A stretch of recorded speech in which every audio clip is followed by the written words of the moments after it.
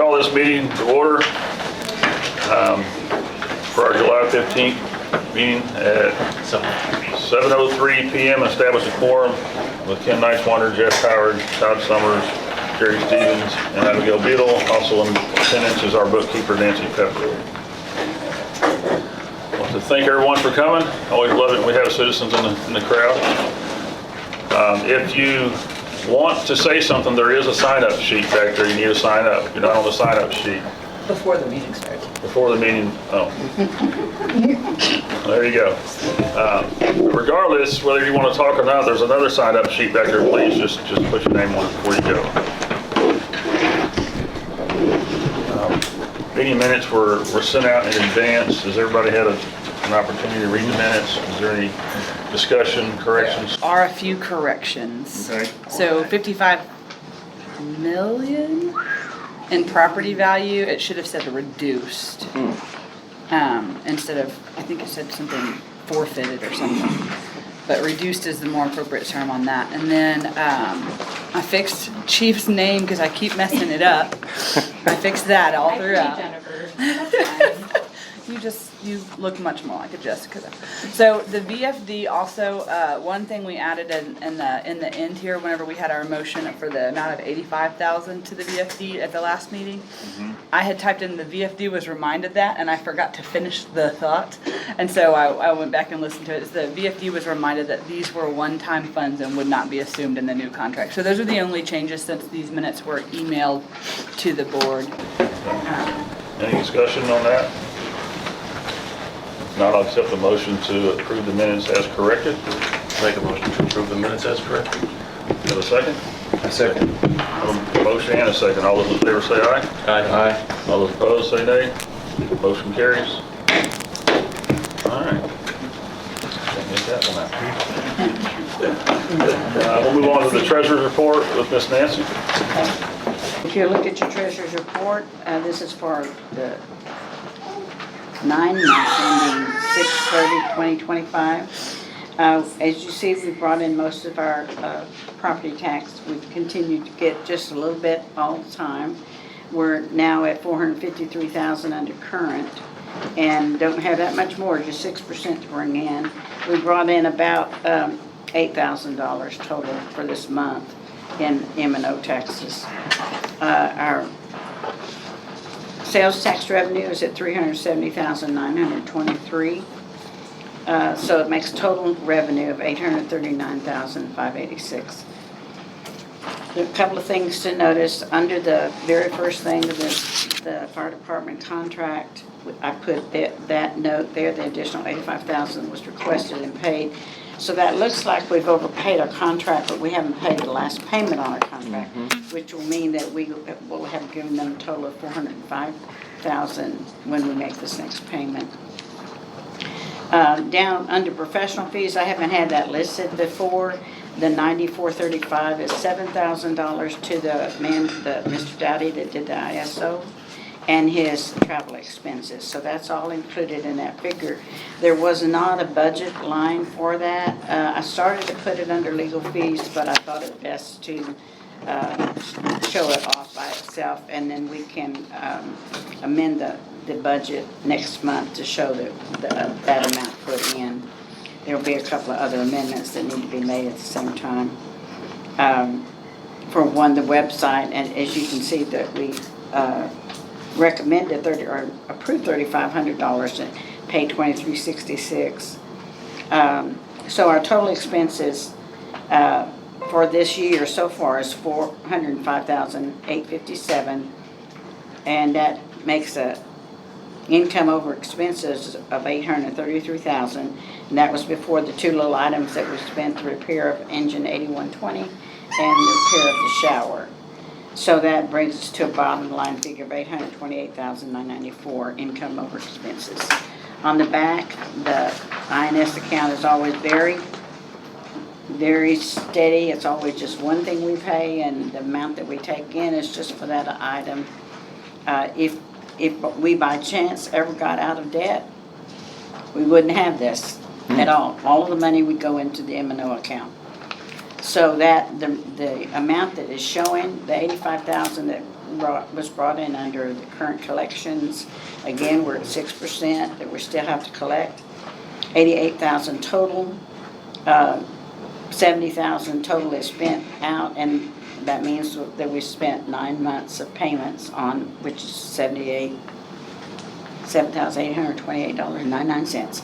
And that's what we have left, the 23,000 is 3 more payments on that. You see the bank accounts, we're pretty hefty in cash right now, which is the way we usually are at this time of the year.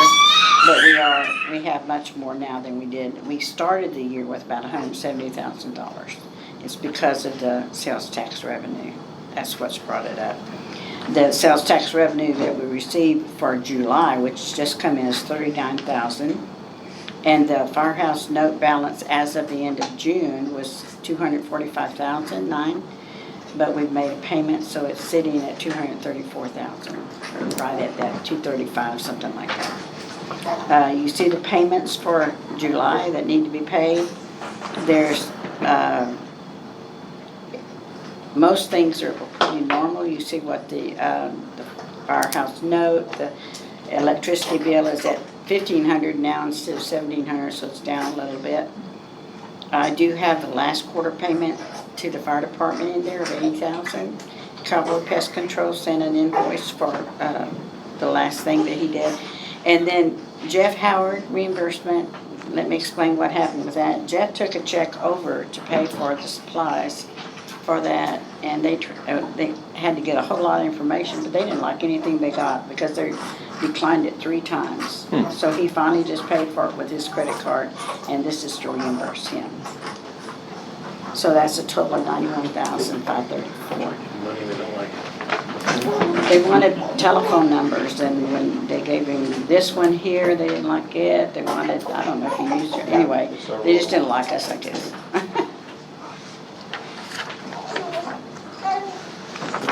So that is the financial report. Any discussion? Questions? All right. I would make a motion to I'll approve accept the the motion. treasurer's report and pay the bills. All right, I have a motion to accept the treasurer's report as presented and to pay the bills. Do I have a second? I'll second. A motion and a second. All those in favor say aye. Aye. All those opposed say nay. Motion carries. Thank you. We're gonna move up just because Nancy asked me if we could move up the budget discussion. It's not gonna be extensive tonight anyways, but she may need to excuse herself, so we're gonna let her take off with that and go there first. I just thought if we had another 2-hour meeting, I might not make it through the meeting because this hasn't been thoroughly done, so, and I apologize for the way I'm talking, it's just got too much stuff in my mouth, so I'll keep it going. You're good.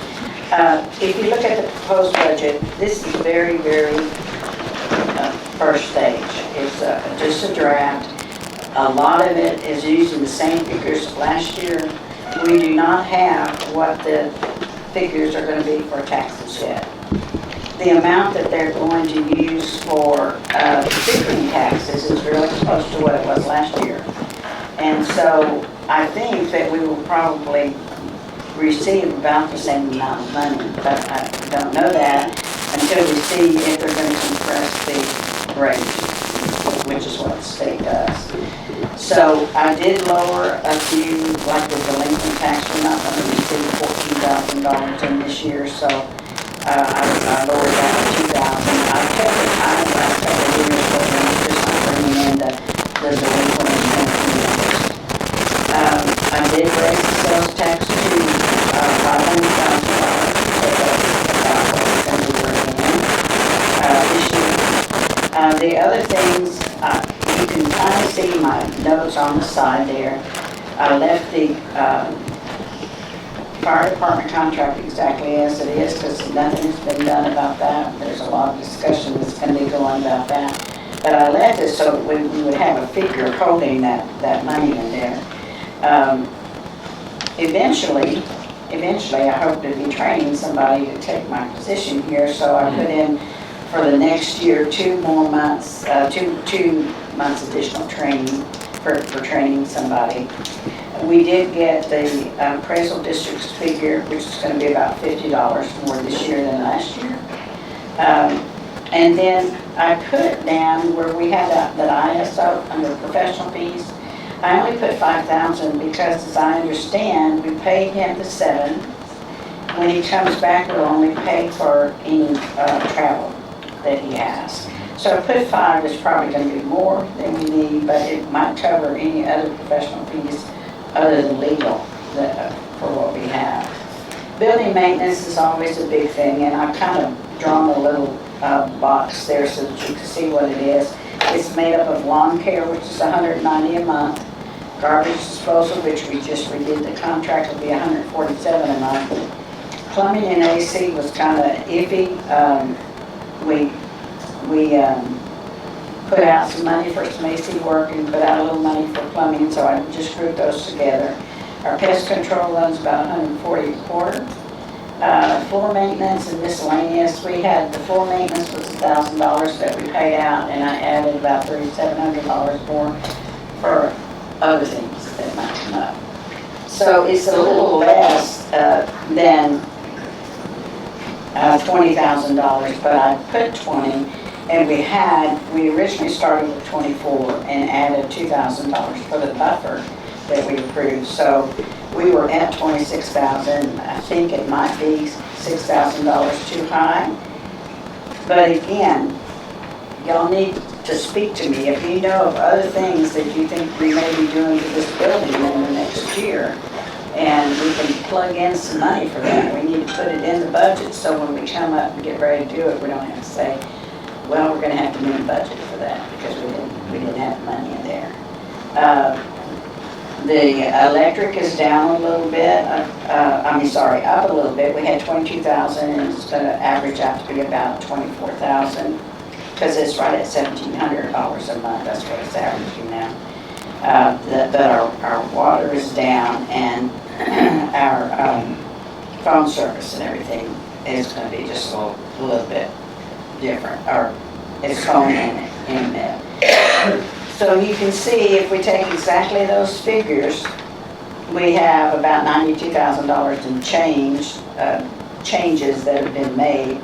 Our budget would be somewhere around the figure of $1 million being brought in and $594, almost $595 being paid out with things exactly the way they are. But as I said, this is very, very rough. And then those figures that I put at the bottom, this is audits that have not been paid for. And so I felt like we needed to put those in so we would recognize that we would have about another possibly $95,000 worth of expenses. Down at the bottom, that again is very simple to see, is our collections that we would be receiving that would be exactly the amount that we would need to pay on our firehouse note, which is $93,947 per year is what we pay. So this is just for y'all's review. If there's anything that you need me to look at or change or something you think we need to bring up, we can mention it. But I just wanted y'all to see this because I know there's going to be a lot of discussion about other things tonight, and then you can kind of see what our budget looks like. I know there's a discussion about if we're going to be paying some money on the firehouse. And if we do that, that will change these figures down here. If we don't pay it off, it'll change where it'll be less interest and more principal to pay in. Do you remember our interest rate is like 3% or something like that? Pretty low, I don't remember right now what it is, but. That's before, I know that. Yeah, we're paying like $700 a month interest right now. Yeah. Or there in times we've been half and half, you know. Any discussion, questions? Just between now and our next budget meeting, just think about expenses. I'll ask the firehouse to do the same, think of things that you feel like are going to be necessary for this, that need to go in our budget. It would really, really be good if we could have some of those figures in before we have our next meeting, because that, whatever we approve or look at is what we think is going to be, that has to be brought before public in September. And so we kind of need to know for sure what our budget's going to be in August. Doesn't mean we can't have called meetings. I know y'all love those, but we could have a called budget meeting if we had to. All right. The only thing I would suggest is maybe, Nancy, I would hope that we can make a decision tonight on the doors on the firehouse, so that might be an item that you want to include in that. And If that doesn't get done already in this question, here's when you have to amend it. Yes. If it's possible. Yeah. And is that part of the insurance claim? No, this is nothing. I mean, it's, some of the repair is, yes. But, I mean, we've already got a Okay. check on that, or? Yeah, $1,000. Yeah, Yeah. yeah. So I've had them include all of that in the quote. Okay. Good. Okay. We will move on, and that will bring us to Devine Volunteer Fire Department. Financial report, up first. Nancy has the reconciliation for the ESD account. All of the information is with Nancy. However, the green and yellow expense by vendor is from the first quarter of '24 to current of all expenses, as well as it broken down into what is ESD funds and what has been M&O. On the right-hand side, you're going to see it classified and categorized. So these are the numbers that y'all have been looking for, and it's up to date. And if y'all want to look through it, you can. At the very end, you will see each quarter and each total for all expenses. And underneath that, in green and the blue-purple color, is actually for the prior year as well. So you have 2 years of up-to-date expenses by vendor and exactly where they were classified and how much was spent.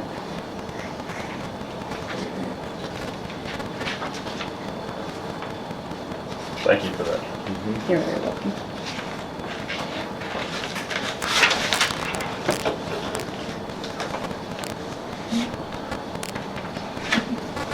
Are we getting close on our budget that we're gonna do the upcoming year? Yes. Yes, sir. We do have that in the packet as well. Oh, okay. I didn't know if y'all wanted to do that now. Yep, or if you want, we can keep going through it. We can. So do you want to jump into the budget, or do you want to wait for Well, other? you guys have any questions on what you see before we move on or anything else? There's anybody want to see this year? What is, on the far right side, it says auxiliary, what does that mean? Auxiliary is. Support. Mhm, Sorry? Support, Support? yes. So any And kind we're of paying like for that? rehab, or, I'm sorry? We're paying for that? It was on the budget that was approved last year. Yes, That was sir. one of the line items. So anything under auxiliary ESD is paying for? As far as rehab they goes, yes. I'm sorry? They were, They were. yes. And what was it for? Which one? I'm just overall, just, you saying it was support? Yeah, so like waters, meals whenever we have extended scene times. I know that there was like a big hay bale fire. We ended up buying like pizza just to feed all the crews that were out there.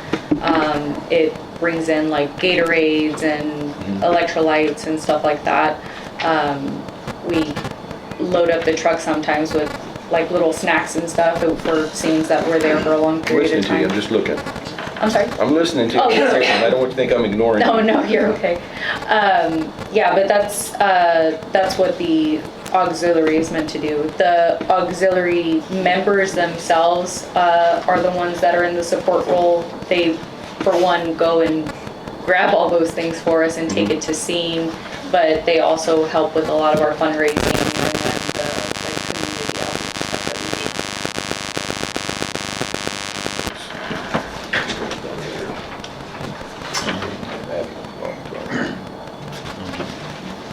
Can I ask a question, please? So if you look at the October 23 to 24, which is the audit we're going to be starting pretty soon, you show over on the side that ESD paid $398,437. That was what was charged to Yes. ESD funds. However, we did not give you that much money. Yes, ma'am. Is the revenue in here somewhere? No, the revenue for ESD, for that year was the 240,000, which, In order to know exactly what the full financial is, you have to see the income versus the expenses. Yes, ma'am. So, and the income for all of it. Yes, You know, ma'am. if part of what we see here as expenses that we're paying for that we weren't supposed to, we need to see the income for your side also. yes, ma'am. So the revenue for that specific year was $288,406.43. Okay, do you have that recorded in your? I have it written in my notes, but we can get that report for you. It's just the revenue out of QuickBooks. Because everything was in one single account, the negative that would have been from the ESD account carried over, and it was carried over to the M&O side.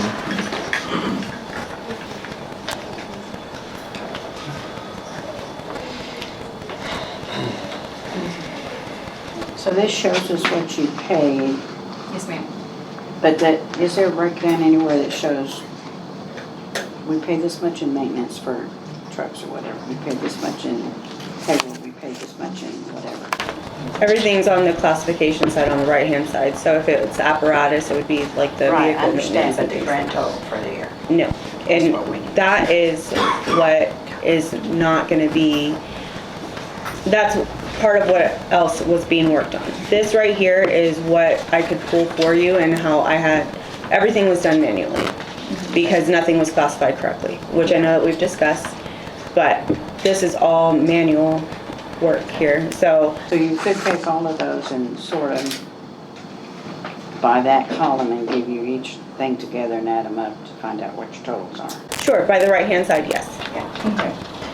And that's why I put all of the expenses per account, basically, just so y'all at least had an idea of exactly what should have been out of the ESD account and what should have been out of the M&O account.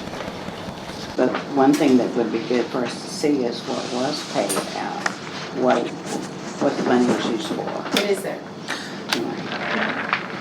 Um, In order for us to compare last year with your budget that you want to give us, you know, you're gonna hopefully say in your budget that we need so much money for maintenance on the vehicles. She's thinking And we need to totals. see what you spent last year. You Yes. know what I'm saying? So the one that is, I think, 2 past that. So, let me back up. The one right afterwards is the breakdown for the, what am I saying? Revenue. Taxes. Oh, yeah, the tax. The tax entities, which was part of the contract that you guys were asking for. So, all of the tax entities that we get taxpayer dollars from in our service area. So that's the code enforcement contract that we have, from this current fiscal year was from Devine ISD and then from Medina County too. So that's that breakdown right there. And then the budget that is behind that is the one that breaks down and it goes into more detail behind the actual budget itself of how we're planning on spending funds and where it's coming from.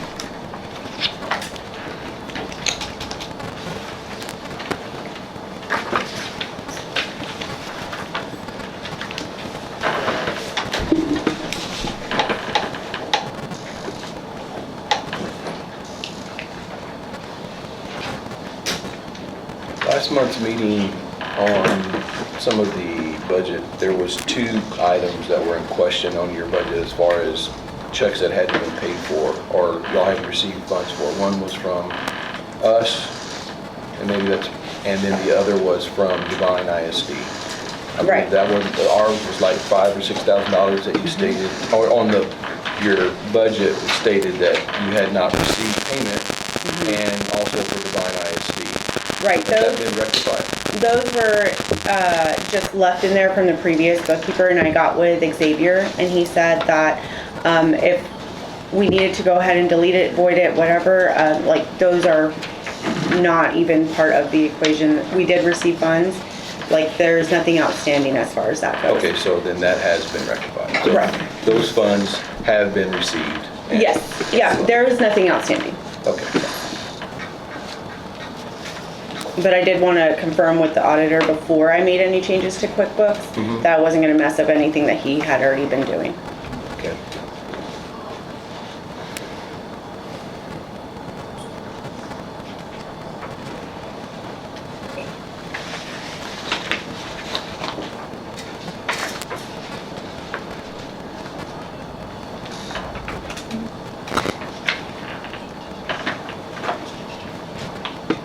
This is what I need. I would suggest, I'm gonna try to digest all this. Joe, I know. you can think about it, you know what I mean? And we come back for our budget meeting our next budget meeting. Okay. That's, I mean, Do you need just quick overall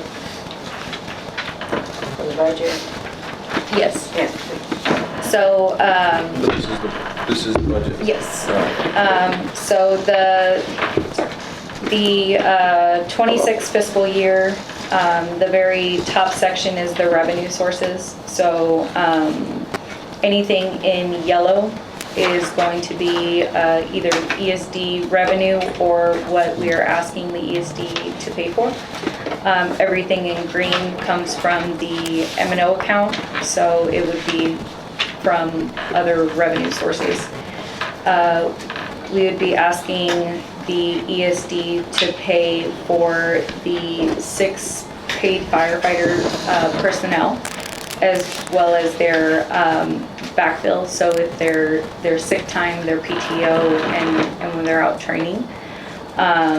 Just paying for that. However, in the breakdown in salaries for those 6 members, we have taken out the code enforcement hours that we will be paying towards their salaries to be doing that. A little further down, you'll see the insurance. Those are the most up-to-date numbers that I can get from our insurance company. The grant expenses we pay for, the facility we ask for continued support for. The FRO and equipment, we would like to share cost with the ESD. So we would like to pay for our medical director as well as the ability to help with the protocols, the apps, and things of that nature. And we just ask for a portion of that for the equipment that we carry on the apparatus. We pay for everything academy, and when it comes to training, we want to share those costs as well. So we want to have a portion of that for the supplies that we use for training, to be paid out of the M&O account to share those costs, so it's not as heavy on the ESD. Which brings me to auxiliary. Like I said, it was something that was a line item for the ESD previously. However, we would like to take that over and take that cost off of the ESD. The fire equipment would be next, and then when it comes to public relations, we would like to take that cost off of the ESD as well. We do want to show you guys on the next page, the perks of having other revenue sources to help pay for these costs.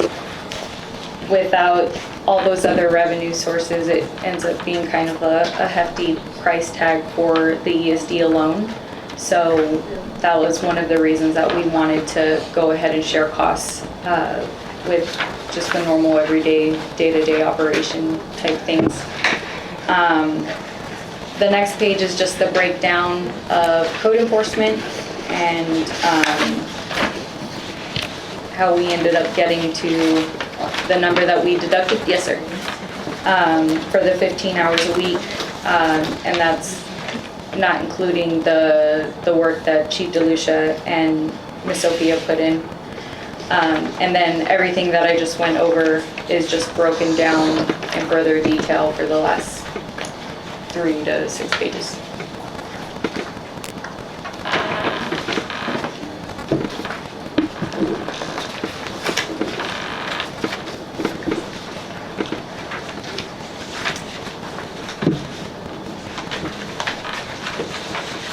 Total budget is $795,200, and you're asking the ESD for $590, is that right?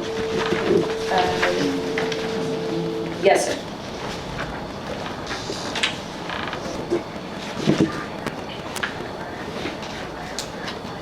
I think it's 795 here. Is that what you're saying?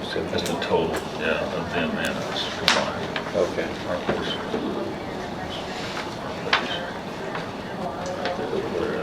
You're anticipating a revenue of 296? Yes, sir, at minimum. This is 100 more. The revenue that we have coming in, I didn't want to make mistakes that were made prior to me, so that is a low figure.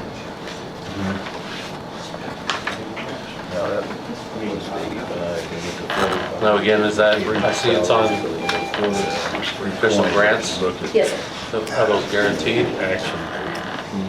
That's why that figure's so low. Where are we at? The grants that are guaranteed, 500 or something. put in there, Already. but I know we just got almost 80,000. It was I like mean, could you understand my 79,000 concern, per because year. that's what happened Yes, sir. last time. Yes, sir. Didn't come through. I agree. Yes, sir. Yeah. So what is actual factual on that line? At bare minimum, that number.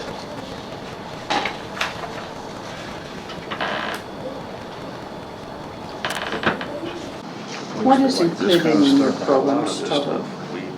In the programs? Where's the pro, I don't know what. Fire and EMS academies, as well as code enforcement. A lot of that stuff sometimes didn't come back necessarily. Yeah, Not all of it. right. Turnout yearly, that kind of stuff.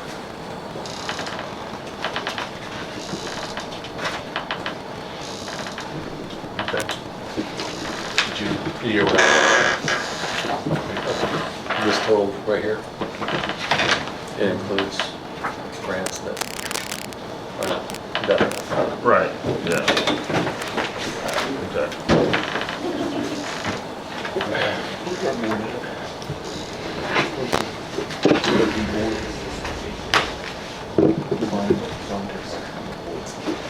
I don't know. Is there no one here from the board? Yes, sir. Secretary. Okay. Ethan The- couldn't make it today, he had to work. so. And we do have a new president as of last night, Eric Quintanilla. But, I wouldn't expect him to be able to answer any of those questions. exactly. Oh, I would, you're president now, let's, There's a learning curve, I'm gonna give him that. on January 7th.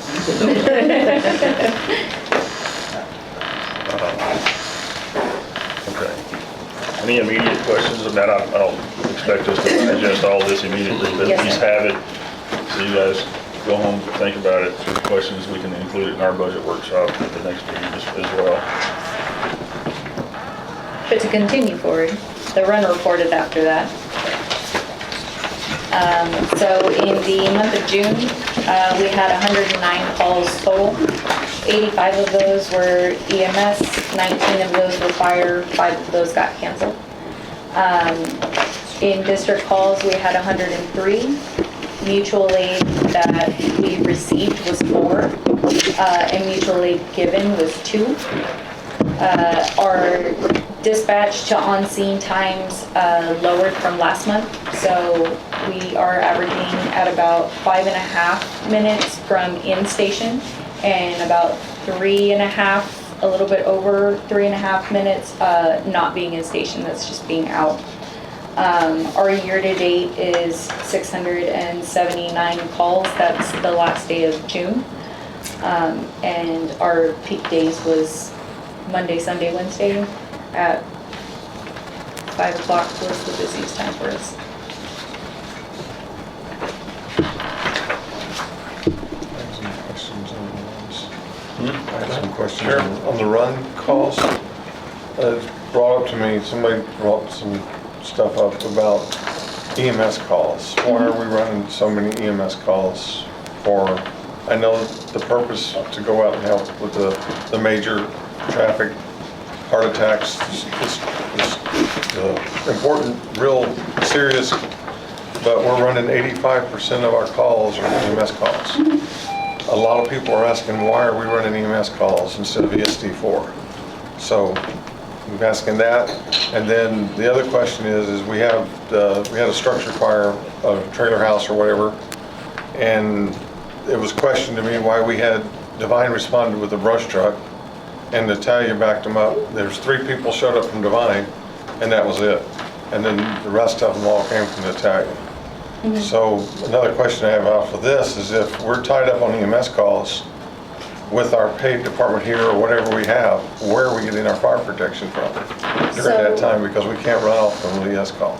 That structure fire, both of our engines were down. What's that? Both of our engines were down. That's why we responded in a brush truck. Okay. 4 personnel showed up to that scene, but dispatch was informed beforehand to automatic aid Natalia with an engine and a crew. We did get a crew en route pretty quickly. They responded so that way we could get water on the fire quicker.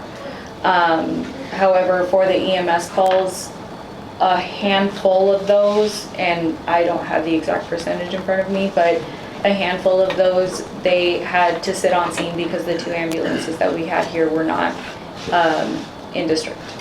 It's usually calls that they get back to back to back, and we have to wait for Lytle or we have to wait for Frio County, and that could take 20 minutes, 25 minutes, just depending. So ESD4 has how many trucks? 2? 2. And then they, hold on a minute, Steve, I see you. And then they're supposed to be able to pull one up from another district, weren't they? From Moore or something like that? So all 3 units in these timeframes are down, they're not available for any other, there's no other services? During those times, no. I mean, we were waiting on the Moore Just truck. asking, we're trying to. Yeah. Well, I'm just thinking that if that's the case, we're running 80% of our calls. So that means we're taking care of 80% of our calls are out over there. And it just seems like a lot of support that they don't have or something, or they're asking for us to support them that much time. And I understand when they're down and they're out of town, but I don't see how they could be out of town. I don't know what their monthly calls are, but we're running 85 on the calls. I think part of the question is if we have firefighters in this house and they run to an EMS call and they're there, and then we get a fire call at the same time, or can they leave? They can, as long as they're done with the crews. But if EMS is not there to release you, who's releasing y'all from an EMS Once you call? take on the care of a patient, I'm guessing primary. that you Yes, sir. can't leave until somebody else comes and relieves you, right? That's correct. So if a fire happens, and I don't know what's the percentage that's gonna happen, right, at the same time, but if it does, I think that's the question that gets presented to us on a regular basis. Yes, sir. Which, I mean, is a valid question. I know that it happened once, maybe? Well, and that's, there again, that's where we rely heavily on our mutual aid partners, because even at night, with a crew of 2, and when I'm on my 48-hour shift, I respond from my house, so we got a crew of 3. If it's a structure call or a major NBC, we have automatic aid from either Natalia or en route. And the good thing is a lot of our volunteers have like the e-dispatch and everything, and if they see that multiple calls are coming out, they automatically start heading to the station. But like for the structure fire, there was only 2 or 3 Devine people there. Yes, sir. The whole call. It was the 2 on-duty staff, and Where's our then volunteer staff that they didn't show up, they sir. didn't show up? We had 2 volunteers show up. Okay. That's kind of a feeling, kind of unrest a little bit if we don't have more than 2 people on a fire. It's not gonna last very long. I understand that. So we, That's why we have put in for one of our grants to get a 3rd person, hopefully get funding for a 3rd person on shift. So Jeff, when you were volunteer way back when, right? yeah, way back when. Buckets. Had to feed the horses and How all. many volunteers did you have? I mean, what was the numbers back then? Would be Probably 20 to 30, and membership was like 35 to 40, but we had like 20 active. Yeah. But it was a little bit different, and I understand that too, is on the businesses around Devine would shut down Right. everything and everybody would respond to the fires. I Right. know that doesn't happen anymore on volunteerism, but still, we're still running on a structure fire. That was always, everybody made structure fires, Yeah. because that was better than a brush fire. So they made the structure fires, and then a guy asked me about it, and he said there was only 2 or 3. He wasn't real sure. And then he was told that they brought the little truck, he called them little trucks and big trucks. They brought the little truck out because that's what they told them, is that's all we have. And so it was kind of, we didn't know that, or I guess y'all had notified dispatch or something that we didn't have any pumpers available. Yes, sir. Yes, sir. So my question is, what was wrong with those 2 trucks at the time? One of them had the BTG that was out on it, the other one had the DEF heater that was out on it, both at the same time. but they're back operational now. Engine 80. I know you've got- I know it's on the list. Is in full service, and the BTG was supposed to come in today, but we had to special order it in from Cummings. So engine runs, it just needs the actuator for the turbo. And instead of paying $11,000 for a new turbo and actuator, we were able to just source out the BTG actuator, and it cost us about $1,900.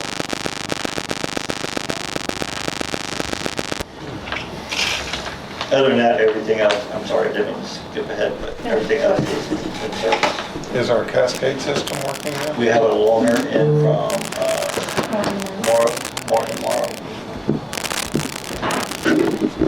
And I'm working with Ken about getting some quotes.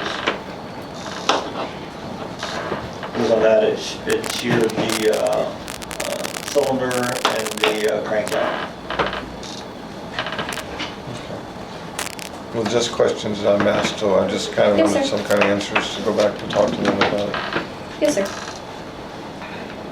Yes, anybody else on that report? We asked for a recommended annual timeline for reports and deliverables. I'm sorry? Oh, just item I. Oh, we have everything for the most part here. The first one, do you want to?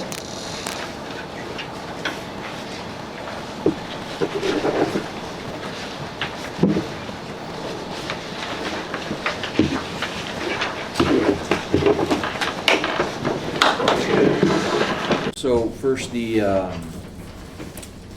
mutual aid agreements and automatic aid agreements. Our member at large gathered all that information and can discuss it. I'm very sorry. Give me 2 seconds. I was on where was the first one. Alrighty, so went over all our contracts and only mutual aid fire protection agreement that was found in our records was dated. Oh, thank you. Thank you. So sorry, y'all. Was dated back in '08, and it was listed off for the following fire departments in Medina, Atascosa, and Frio County. And they are as follows. Bigfoot VFD, Castroville, Community EMS, Devine VFD, Devine EMS, Dehanis VFD, Hondo VFD, Lacoste VFD. I'm so sorry. Medina Valley EMS, Maiko VFD, Natalia VFD, and Yancey VFD. And as to date, this is the only contract we have in our possession. More than happy to. That was from 2008. Correct. So they're not, are they current? Are they supposed to just keep renewing? To my knowledge, they do, but to our records, we have not found a more recent physical contract. If y'all would like, I could reach out to all the fire departments on this list. Some are no longer in existence, unfortunately, so I can revise, and we can just go from there if that's all right with y'all. You think we really need it at this point? I mean, I don't know the answer to that question, whether it's an active contract needed every year, or if that's just mutual aid is just, if you would give it. I can respond to that if you care. Sure. There's no reason to have a mutual aid agreement. There's a statewide mutual aid agreement that it's an agreement across the state with legislation. So having a individual mutual aid agreement is not necessary. Question came up because our contract that we're currently using is still the original contract going back to 2009, and it had it in there that we were supposed to have that. So So that's something that's where the question came up. We can update that. Mm-hmm. Sure, thank you. So we're still, So on item I, do y'all have maybe a piece of, like a paper document that says we're proposing that we would give this report in this month and that report in that month and that, you know, those kind of that we were looking at? We actually have most of that information for you tonight. Super. So, the next one with the budget and the reporting, you guys have that, it's kind of gone over already. Then, well, the meeting minutes and the run report you have now. The meeting minutes, I did send a draft earlier this evening. The meeting was just last night, so it took me a little while to get that together. Let's see. All right, so yeah, I covered that. The inventory report, Chief has a status update on that. It is a current work in progress, but this, it is between the image trend that we're using to track all serial numbers and all of that stuff. Complete work in progress. We want everything down to the hose and the nozzle. So this is currently being worked on. This is just what we have so far, and as it gets updated, you guys will get that updated list. Okay. Okay. And then our treasurer was gathering the 990s, but It's right there. oh, sorry, yeah, right where I didn't see. I talked to the accountant this morning. There's a lady named Melanie that has been assigned to it. The only problem is that she only works 2 days a week. And she said that she would have the 2 990s ready by within a month, if not sooner. And I asked her to keep me up to date on it on a weekly basis to see where she's going. So I'll keep calling her, every Friday and see what her progress is.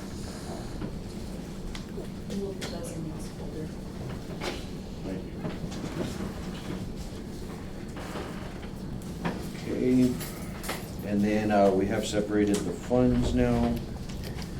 And then the background checks and driving records. This would, you guys would like them in the bylaws. We had a form of it in the bylaws, but it wasn't very well formed. It didn't really adhere to this in detail. So one of the amendments that I provided each of you just prior to the meeting does beef that up and really, explicitly adheres to this. And same thing with the next item, 613, to establish a liaison with the ESD. And so we've, gone through the bylaws and all of the requirements or the responsibilities of each of the board positions. And so we're assigning that to the vice president, and you guys have a draft of that bylaw as well, or that amendment as well. So is that negotiable? Sure. Is that negotiable, the vice president being the liaison for this board? I personally, from my standpoint, I feel like the president is the one that needs to be the one directing any answers to the board rather than the vice. Okay. I know that's my personal opinion, gentlemen, our folks, ladies. So was the liaison supposed to kind of help ensure alignment between the two? Or were they kind of eliminating the need for any other board member to be at a meeting? No, I think, well, the way that I had understood it was just they'd be the point of contact so that we don't, you know, all of us email all of you guys.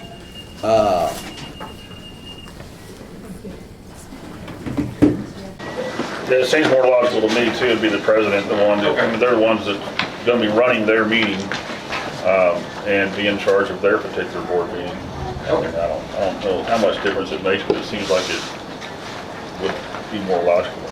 Okay.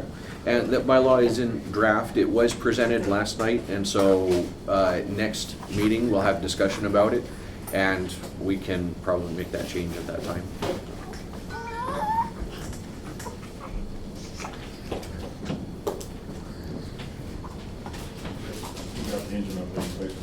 Yes, sir. Sorry.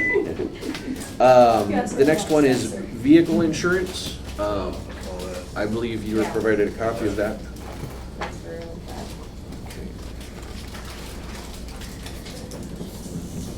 Okay. Should be at the very end of your packets. Our packets got crossed. We should have done binders I know. with tabs. The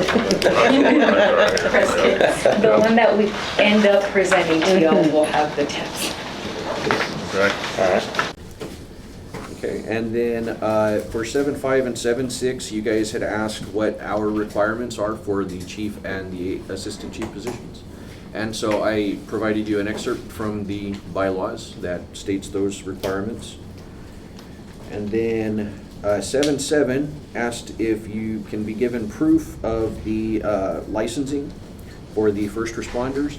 And so That's the one with the Texas dishes seal on the Yes. top, and that's our roster of licensed personnel. and that addresses each of the points that were highlighted. So we do still have a couple outstanding, but a lot of that's there. Y'all have done a lot of hard work. Would your recommendation be that we would get a report like this annually in 1 month and have all of it?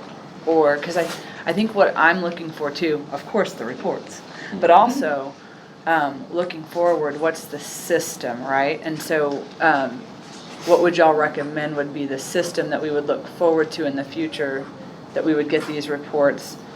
Maybe something once a month so that you're not having to try to do all of it annually, or some of these things might be more appropriate to report on quarterly or every 6 months. You know, that kind of, that question still lingers for me a little bit. Especially the initial beginning of the contract, that should be happening, you know, at least Sure. maybe quarterly. We can work that out. But I really appreciate all the hard work that Yeah. y'all put into And it this. seems like a lot, like I explained earlier, it seems like we asked you for a lot, but that's what should have been done October 1st. Oh, absolutely. Right, Yes, so, sir. yeah, and you guys are cleaning it up, and we definitely appreciate that. Y'all have been working hard. And we can, whenever the renewals come up, any renewals that are done quarterly, we can bring those to your attention. And I'm being completely serious about a binder, like, we can Well, put it all together. What I'm looking for in that regard is like a document that says, in October, this report will come. Oh, okay. You know, kind of, so, previous experience working with the school board, we know exactly what reports are due to that board, and the board knows what reports are due, and we know what reports are due. So what I'd like to get away from is us just expecting for the VFD to know when to give us a report on something. You know what I mean? I'd like to get Old reporting. Well, that way it can be on our agenda too, in advance. a system. We've got to have, systems make the world go round. It's the only way. Would it benefit us to jump down? Yeah. Okay, excuse me? Would it benefit us to jump down to Yeah. 50? Well, we done? Yeah. Anything else? Very good. Okay. Thought about going all the way down here, right? Yeah, that way they can Yeah. have a long day. So there's been a lot of talk about fire chiefs and responsibilities, and, we've been going through a lot. You guys have been doing a lot of work for us, and of course, there's a lot of recommendations and conversations that come to all of us individually through the community, through commissioners court, lots of different places.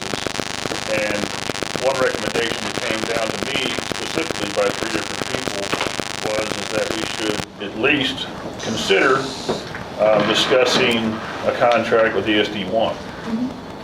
And so Ken being retired now has time, he went and talked to the chief over there. And so I'm gonna let him present what he found out. And my answer to that has always been is I want whatever's best for the district. And we're gonna keep an open mind to everything. So we're exploring that, or at least gonna start the idea of exploring that tonight. So go ahead. So with that, I invited Chief Cook and Assistant Chief Windsor to come out and kind of give us an idea, just maybe a breakdown of what they could bring to us. And if there's something that you would like to address, kind of a presentation at all. Sure, I'll chat with you. And sorry about my appearance. I've been in Kerrville since Friday morning, so I broke loose this evening and tried to come out and I appreciate you. just chat with you. One thing I'll tell you, and I'll tell the firefighters, the board, everything else, y'all are not in uncharted territory. Everything that's gone on, the challenges you faced, ESDs across the state have faced those the whole 30 years that I've been involved in. I sat as an 18-year-old volunteer during these same conversations, and the folks had me fired up wanting to fight with PSD for. That's our money, that's our equipment. No, it belongs to the citizens.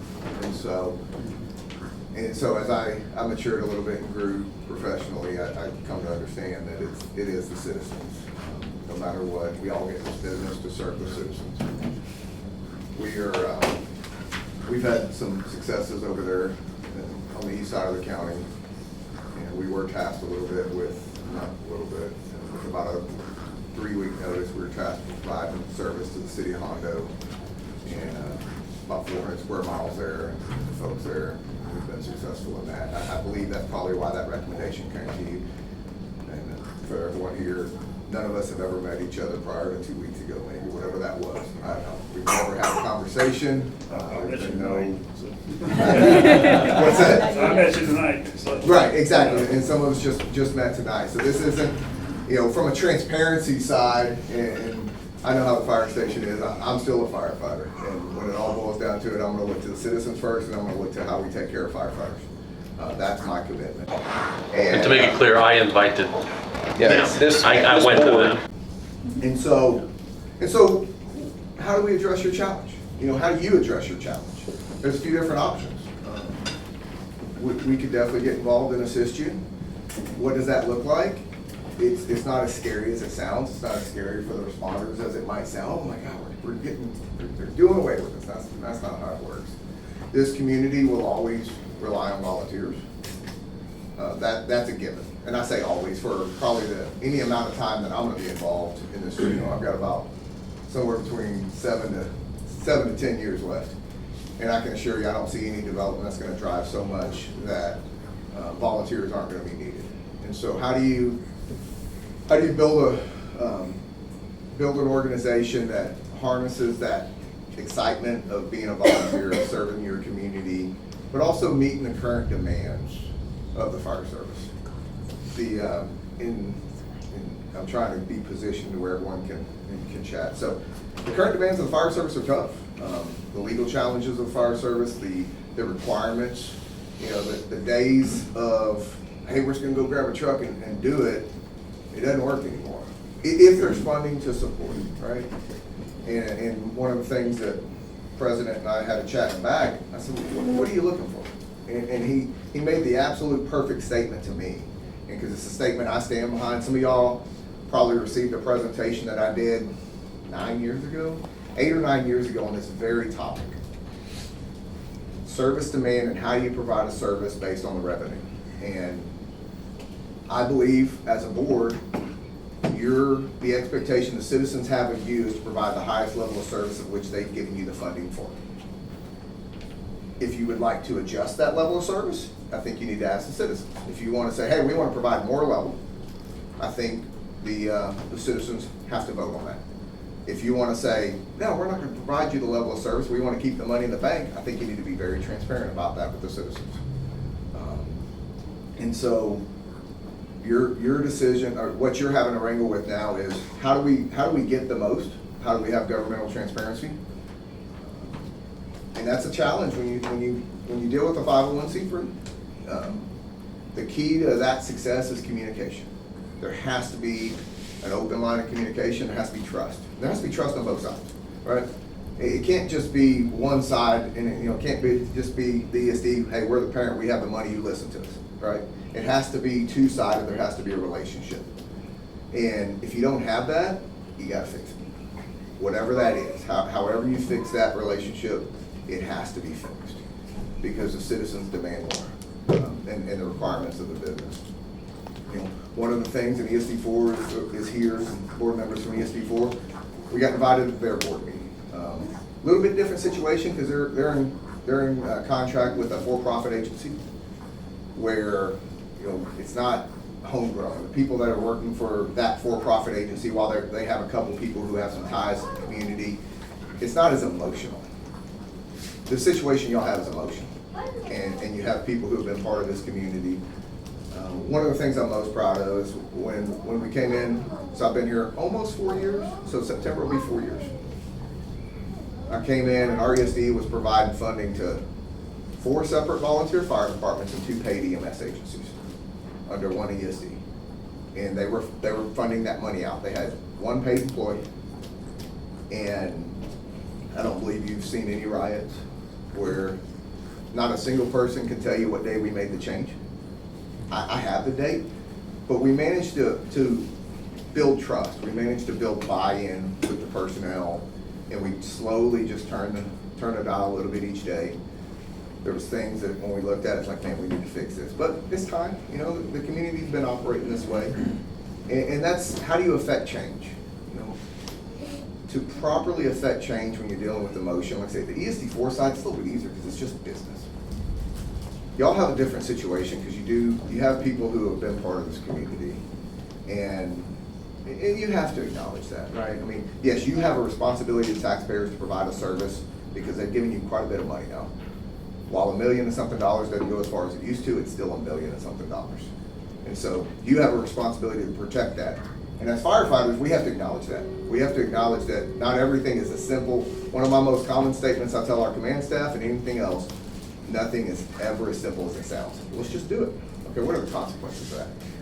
What do we benefit from? And what do we have to change over here? It's like medication. You take one medicine, well, now it gives you this symptom, so they give you another medicine, and you do all this stuff in a circle. So what we're looking at, and one of the conversations I had with ESD4 was both agencies were paying some command staff, several members. I tell you, your best bang for the buck for the community is those two ESDs to go together and look at funding a single person that's highly experienced and qualified. It's not a small number. That type of stuff's going to cost you all in $150,000, $160,000 with benefits, and that's everything. In our business, the average firefighter is now starting off $60,000, $65,000 a year plus benefits. So we budget close to $100,000 a year per person. So every position on a truck's $300,000. It's kind of what our budgets are. And so, but if you can go together and you can see 2 different taxing agencies working together, neither one of you are big enough to fund that on your own, nor do you have the need for it. And I would acknowledge that. Neither one of you. And that's what we're doing over in 6. And so in ESD 6, they have their funding source is quite a bit better, so they're funding one person on their own. but that person's running that area, that person's ingrained in that area. You know, if that's something that this board's looking, you know, is willing to consider, the contracts with the volunteer fire departments don't have to go away. We still have a contract with Castroville Volunteer Fire Department, we still have a contract with LaCoste Volunteer Fire Department, we still have a contract with Michael Volunteer Fire Department. We did sever our contract with Medina Lake just because they're still an existing agency north of us. The contracts don't have to go away. The name doesn't even have to change. You just build up a different structure.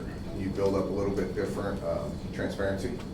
And not that this group is, I don't think this group is being untransparent at all now. I think they've been handed a sandwich that's pretty tough to eat. And we visit quite a bit. Y'all have some really good volunteers. You've had some pretty decent paid staff because I've recruited them. I know. And so you've got good folks down here. And I'm not saying you have bad leadership. I'm not. There's a different level of experience. You know, for me, I've been doing this, it'll be 30 years in September. And had the opportunity to be part of some pretty drastic change in organizations and leading that change, but there's never been a revolt. And so if that's something you're willing to entertain, or if that's an avenue, I'm just providing you an avenue that it's available if you want to discuss it. I'm not in a position to tell you, well, this is what it's going to cost you and this is what we'll do, because I don't know what you're looking for. I do like the statement about, hey, we want to provide the best service that our funding can provide. Just know, like for me, it's all about transparency. We're not going to do, we're not going to do a bunch of stuff in I personally would highly recommend never doing a bunch of stuff in executive session. And executive session is very narrow on what you can go into executive session for. And just be willing to just share it all, lay it all out on the table and go, this is what we have, this is what we want to provide you, and see where it goes. I'm willing to have that discussion. Our board, I've had a conversation with the ESD board that I work directly for. They're willing to have that discussion. No one's looking to, we're not a for-profit agency. Whatever we do is it's going to be roughly exact cost. I mean, our agreement with ESD6 is we're going to show you how much money we're spending down there. And there's a little bit of administrative, because there's certain things that you can't put a price tag on and that never come back for you. Being without a pumper is scary, right? So that pretty much never happens because we sit with 3 or 4 reserve pumpers all the time, engines. I know recently we've been providing your Cascade service, which is fine. We're happy to do it. We have our own fleet department, so our service, our vehicles get picked up or taken care of pretty quick. And so that size comes a little bit of economy of scale. We've had 0 issues with recruitment. We have no open positions right now. We got a lot of folks that are saying, hey, we'd love to come work with you. But if that's an avenue that's willing to be explored, but I think that's a conversation really between look over here to 4 for a second. That's a conversation that's really between 2 and 4 to start with. We could probably do 4 without 2. Could never do 2 without 4 because you couldn't support the fire station needs direct leadership. The medic unit's a little bit different because they're on calls. It's not as different. There's not a bigger scope to it like it is the fire station. That's what I think. If I was advising the community, one of the things my peers and I, we've crossed the state. We've always discussed. I come from a very populated county where we ended up with 13 fire departments. All 13 fire departments had a fire chief. They were all career. All 13 fire departments had their own burn facility. Like, just duplication of resources. And everyone had their, at least 2 reserve of every apparatus because, you didn't want to have to ask your neighboring community. And so from the economy of scale thing, it works out pretty good for you. You got to get past the emotional side. And the emotional side is a tough one. I mean, that's a real challenge. But there are ways to accomplish that and honor the history of the Devine Volunteer Fire Department and the current members, but clean up the business side. If none of y'all have received a copy of that presentation, And where it came from was a paper I wrote in a class. I want to say it was in 2016, 2015, I'm not real sure. And then if y'all go to safety, I presented it at safety a couple years, just because, but it's still so current today. The same as long story short, as the revenue grows, the challenges grow, the community demands more accountability. And what's generally happened across the state is ESD boards were generally formed by prior volunteers, where the volunteer fire department said, we want additional funding, so we're gonna create an ESD. We have some retired personnel who we're gonna have put on that ESD, and everyone's family. Well, what ends up happening now is, as those people attrition out, Commissioner's Court is looking to put established profession, someone that may just wanna serve their community, just give back. These people don't want real jobs, they just wanna give back, don't want an extra headache. But then they look at it and they go, wow, I have a responsibility for $1.2 million. Well, and generally you'll have someone on the board, and if y'all have this, I don't know, I'm just telling you the history. Generally you have someone, man, we've always had good luck with fire department. We don't need to bother them with that. They're volunteers, they're this, they're that. No, this is real money, and then the fighting starts. And you end up kind of where y'all are at. And so, just know that you're not in any uncharted territory. I mean, you are exactly where it's happened. Probably, I personally know about 30. Some of them got very, very ugly. One of them cost the citizens. I don't want to say the fire departments, because fire departments do not make money. Citizens fund fire departments, period. We are not like EMS, they can offset themselves with billing, but fire departments, if you need a good tax deduction, buy yourself a fire department, because you are not bringing in any, you are only putting money out. And the citizens, it costs the citizens about $1.2 million. Really more than that, because there were 6 fire trucks that they could never determine ownership on, that sat in a field for 6 years and just rotted away. Brand new ladder truck, probably $300,000 in legal fees on both sides, and that spurred a lot of legislative changes. That was somewhere around 2014. So the legislature is on your side. I'll tell you that. The citizens, you're responsible for that money. VFD, you have a responsibility to build that relationship. And usually where the trust falls down is it's a financial thing. Something happens financially that deteriorates the trust. There's a request for more information. There's a dig my feet in the ground, just give me the money. And then that's where we're at. If y'all want to have that conversation, we're welcome to have it. We can gladly have it.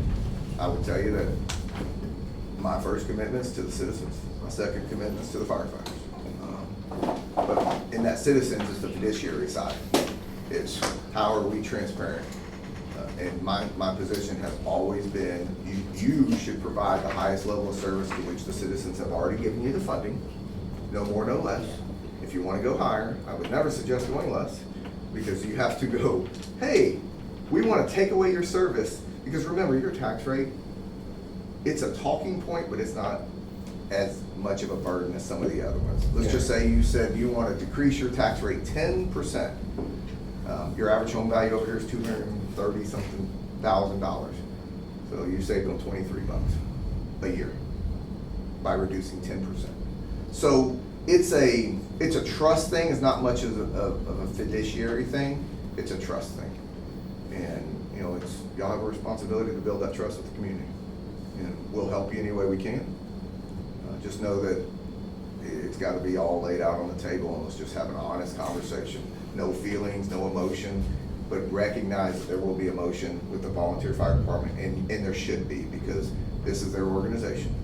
They built it, they put their heart and soul into it, and that'll always be honored. I have 2 questions. Yes, ma'am. One of them is, what does structure look like that would still allow us to still have our volunteer fire department? And the other one is, what do the systems look like that stand everything up on the finance side and make things flow? So the structure from having the volunteer fire department is really no different.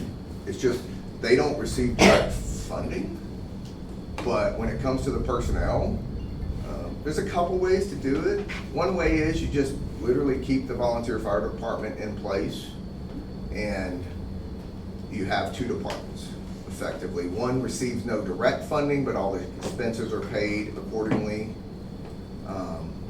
The other is all the volunteers can come up under just the one department as volunteers. So there's a misbelief that career agencies can't have volunteers. That is 100% false. You can 100% have volunteers. We have far more volunteers now than when I got here. When I walked through the door, there was a bunch of rosters. Don't get me wrong. There were rosters of names, but on average, they saw two to three responders show up eventually with an average 22-minute response time. So, and it was some of the same stuff we were seeing out west. Long roster, but when you really dig into the roster, participation is generally pretty low in today's volunteer fire world. Y'all, I will tell you that y'all have one of the highest volunteer participations in the county by far. And I know you've been faced with a little bit of challenges. So from a fiduciary side, again, there's different ways of doing that. One option is just run total separate book. Okay, I mean, even though all the expenses and so if it's us involved, our personnel just operate totally separate in a total separate program, whether it's QuickBooks or whatever else, and you just get those reports. The other option is we track it totally separately.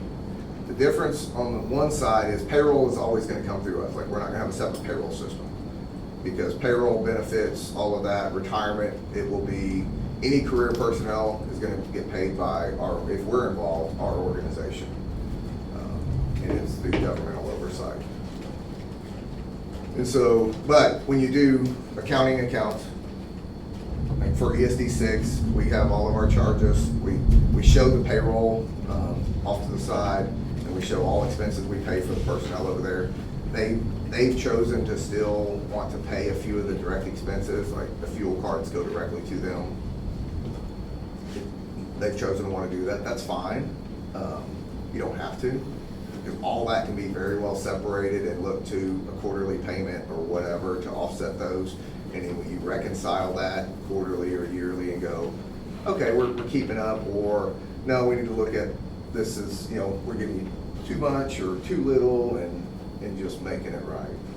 It's all about just transparency. It's whatever the board's comfortable with. For me, I think the mission has to be emergency response. I think you can get distracted sometimes with other items. My mission's emergency response. How do we make sure that citizens are taken care of? The other thing you talked about what happens when there's a call. If we're tied up on one call, so like in Hondo, if we have a fire in Hondo, we're moving trucks around all day. We've eliminated the invisible boundaries of, well, no, that's that district. No, those are still citizens of Medina County. So we've eliminated those invisible boundaries and just doing what's right for the citizens. So, what other questions? You said talked about 6 and doing quarterly, or how is that? Your contract that you have with 6, yes. How is that being paid out, if you don't mind? Quarterly. Is it quarterly? The front side of the quarter. Okay. Some of our equipment is antiquated. Do you have any abilities as far as contacts, as far as what we can do to upgrade or update? Yeah. So the other thing you get, if for some reason we're involved, is while you still, all the equipment, whatever you purchased, that still is yours. Right. It has to be. It's the citizens that bought it for this community, but one of the other things you get is a economy of scale. And to give you an idea, we were looking at rescue tools for 6, and we had just bought a bunch of rescue tools. So they wanted to upgrade their rescue tools. They received a quote, but yet our quote was, I think, $35,000 less. And because of the volume we get. So there's an economy of scale there. Even though we're not actually issuing the check, most vendors have a strong desire to want to do business with us right now.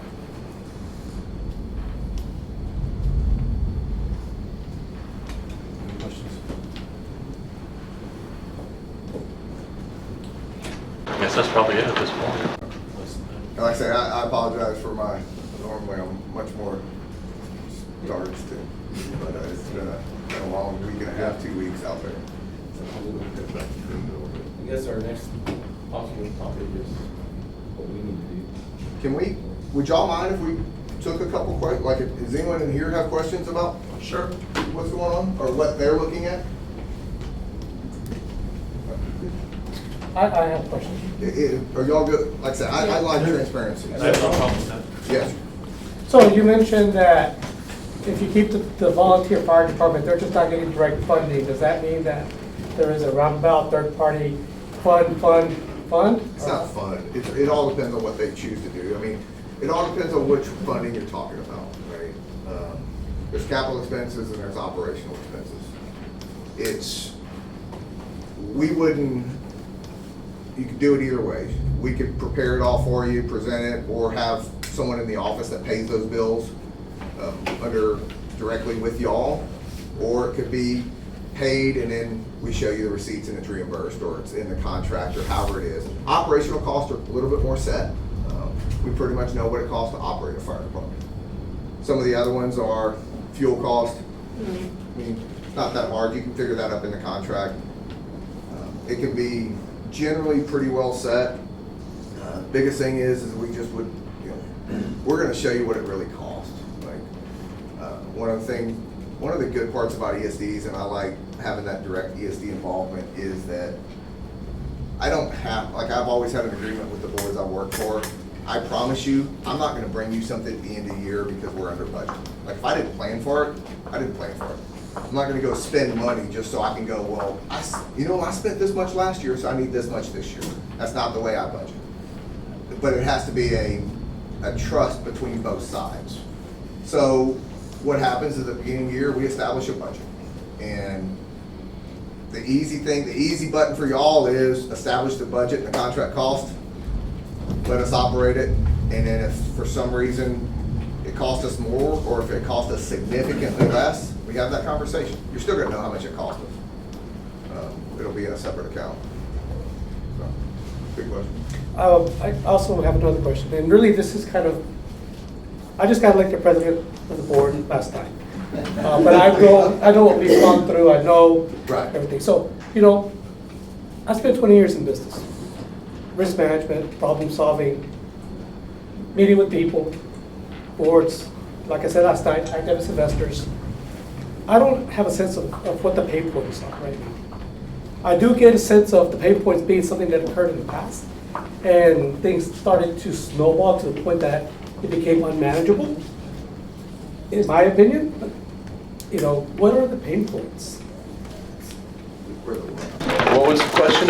What's the pain point? I think that the number one pain point for me. Oh, pain point. Yeah, pain point was we just went through a period of time here where we were deceived into believing we had good leadership. We didn't have good leadership. And so to me, the number one thing, for me personally, I'm speaking for myself, that this fire department, volunteer fire department needs, and what we need from the ESD is we need really good leadership to lead this fire department back to where it needs to be. And I'm not saying you guys aren't doing that right now, but that's what we need.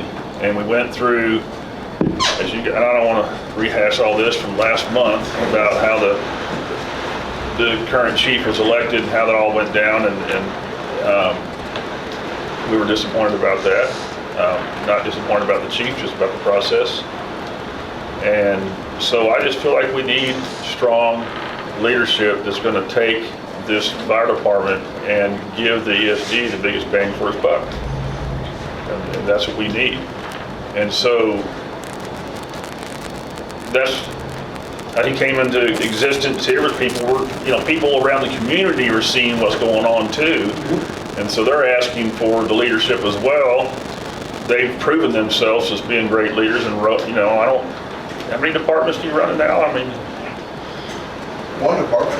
Well, running one department, how many firehouses? So right now we have 7 stations, 6 or 7 stations. And we're just barely scratching the surface. Yeah, so anyways, the name was, I know three or four different people brought it to me, and I think other different people, and so it was like, hey, when you talk about our fiduciary responsibility, is we need to get the biggest bang for our buck, for our citizens, for everybody in here, because everybody sitting in here is paying taxes here. And so that's why we're going down this path.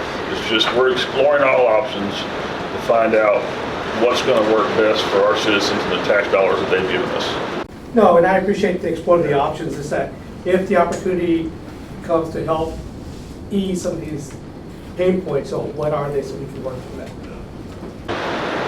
And transparency, the chief has mentioned it many, many times, and one of the big pain points with the previous chief was the perception of transparency, but it wasn't actual transparency. And that's not, you guys know, it's not a reflection on anybody in here. He was the leader at the time. So, just like the president, you know, they get to take all the blame for it. Thank you. I think you had a question. Did you have a question? Oh, I just remember you talking about the benefit of being able to help build the next EMS station, the fire station. You had that benefit came with your services because you have a whole department. So we have a support super. services division. I mean, we're always looking at where our personnel are at, but yeah, we currently have a support services division that does a lot of our contracting. We do a lot of in-house contracting where we're the general contractor. There's some of our facilities. We're doing a couple of remodels right now. You know, all that's on the table to look at. But we're still growing. We're still very young as an agency. We're still growing, but we handle all the maintenance. We really focus to drive costs down, because in the end, what costs us money is people. The operational side, we can trim that up and we can save a lot. It's not as significant. You know, it's an expensive business to operate. There's no doubt about that. And sometimes those numbers can be shocking. But when you see those successes, and we've had a few really, really good successes. And I know, you know, I had heard there was some concern that whenever when there was full-time personnel placed at the station, it brought a little bit of concern due to the cost. And we faced some of that too. You know, we had a little bit bigger leg to stand on, because when I got to the district, we had a few dollars in the bank, or about 11 million. And so we had an opportunity to build and do some things. But I can specifically point back to two, but one just very glowing example of what it means to have a crew on station 24 hours a day. We had an incident on Tranco Road one day where a young man, you know, he made a poor decision, was in a horrific vehicle accident. The engine showed up within about 4 minutes. The vehicle was on fire, and they managed to control the fire, get him cut out. He walked into our station about 3 months ago with a SAVE reunion. Had there been any delay in that response, he absolutely would have burned to death. And you know, that young man sits on this earth today. And those are the successes I look at, and those are the moments you can afford to have full-time staff. It pays back. You know, the questions about EMS, it's always there. It always is. EMS and fire used to be total separate industries. They're a married service now. You just got to find the balance, and there is a balance. Y'all may be running too many. I don't know. I hadn't looked at it. You may be going on everything. You don't need to be going on everything. Don't have any of the data to really make that opinion. But they are married service. I'm not only not jumping.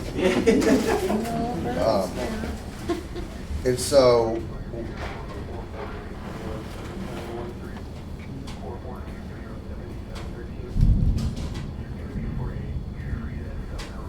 And so, but it's, it's one of those things, you just gotta find that balance. And because while there is another ESD that is statutorily taxed with providing that service, if you have people here that are trained and there's an opportunity to make it, the biggest place you're gonna make a difference is EMS. When it comes to truly making a difference in someone's life, the biggest place is EMS. And so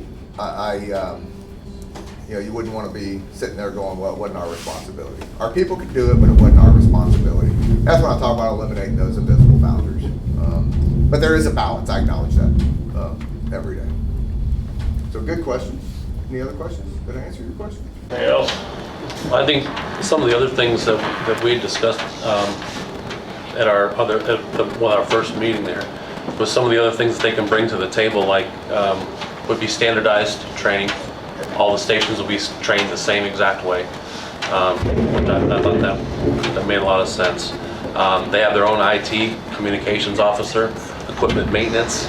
They take care of all the staffing, payroll, HR, benefits, accounting, all the purchasing power that's there to help out, get more bang for our buck, and reserve fire apparatus. So when things like that, like we were talking about, those 2 vehicles were down, we'd have had something here. We'd have had something to backfill. It provides a lot of that we just can't afford right now as an ESD. Anytime you try to run a one station, anything in our business, it's tough. Yeah. It is very tough, even a 2 station, unless you just have an astronomical amount of funding. Very, very tough. And when you start getting in on the career side, it's even tougher because you just don't have that pool of people. If somebody gets hurt, there's no, you have someone out for 6-8 weeks, you don't have that, and people get tired of, and I don't want to work anymore overtime. And so all of that's, the scale of economy.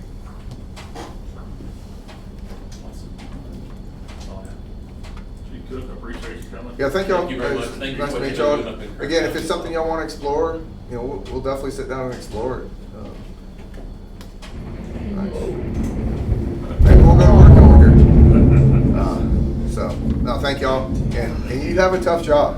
And I appreciate the board taking it seriously because you have a solid responsibility to the citizens. You're dealing with real money. So anything we can do to help, we're here for you. Appreciate you. Thank you. Chief Cook, Chief Wizard, thank you. All right. That last one made my hair stand up. Yeah.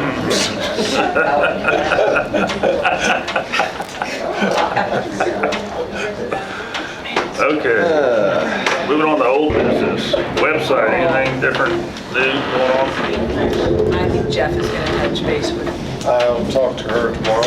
I talked to Abby tonight, but I talked to Nancy the other day, and I tried calling yesterday, and I didn't get through to her, so I'll call in the morning and find out where we stand with the website. Get it taken care of. Financial audits, I haven't heard anything. Anything updates, Nancy, you heard of? Just that I knew that they were waiting on some information and they got some of it.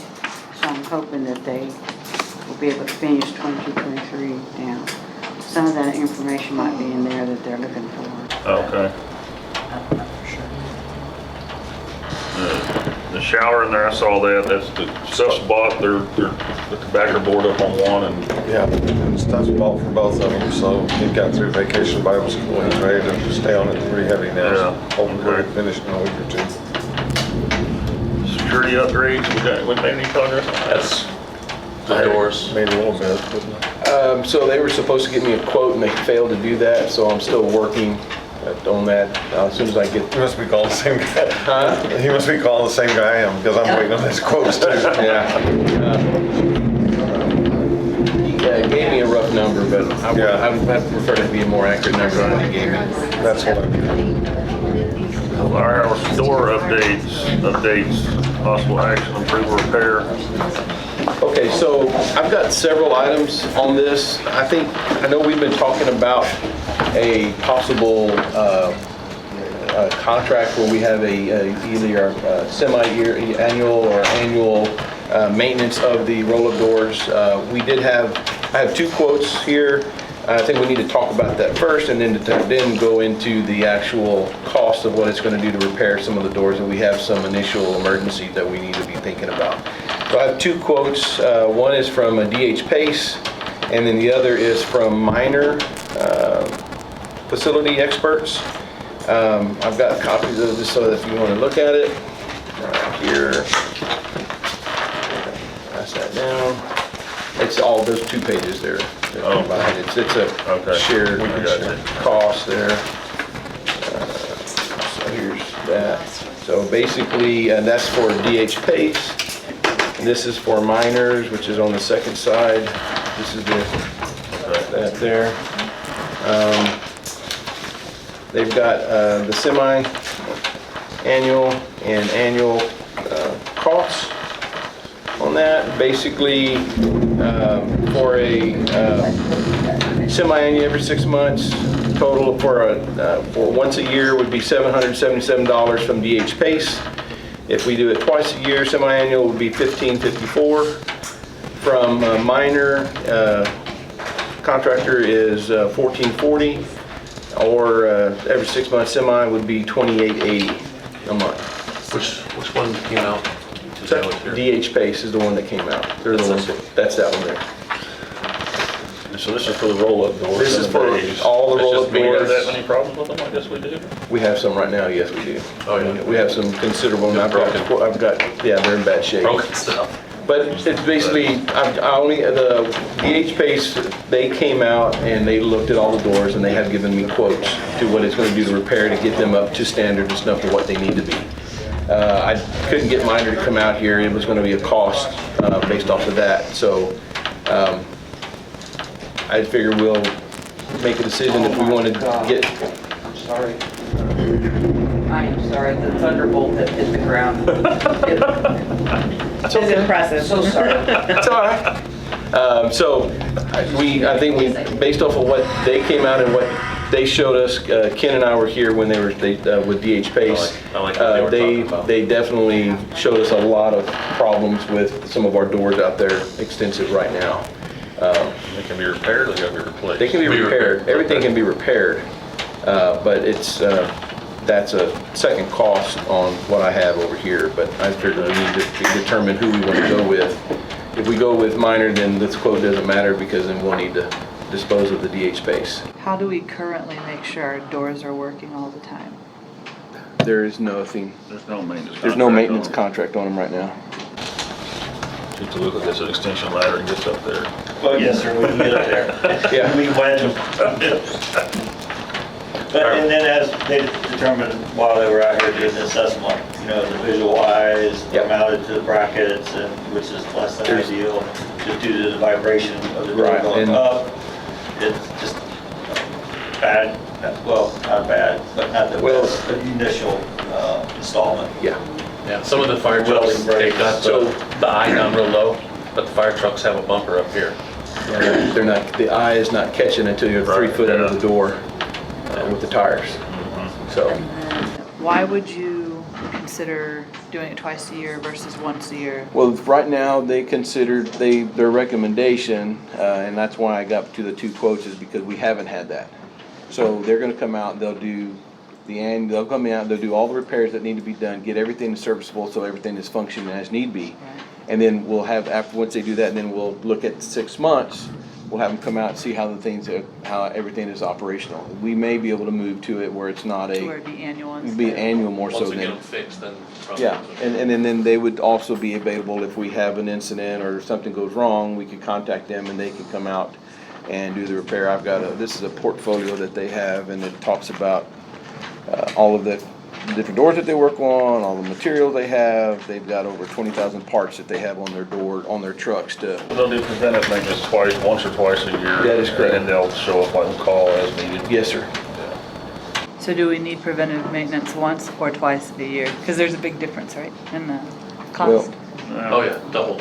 Yeah. Yeah. So which one do we need? Like, which one is necessary? Well, I think the first, this is. I think the This first is year. based off of, this is not we're signing a contract, they're just giving us a quote, a proposal.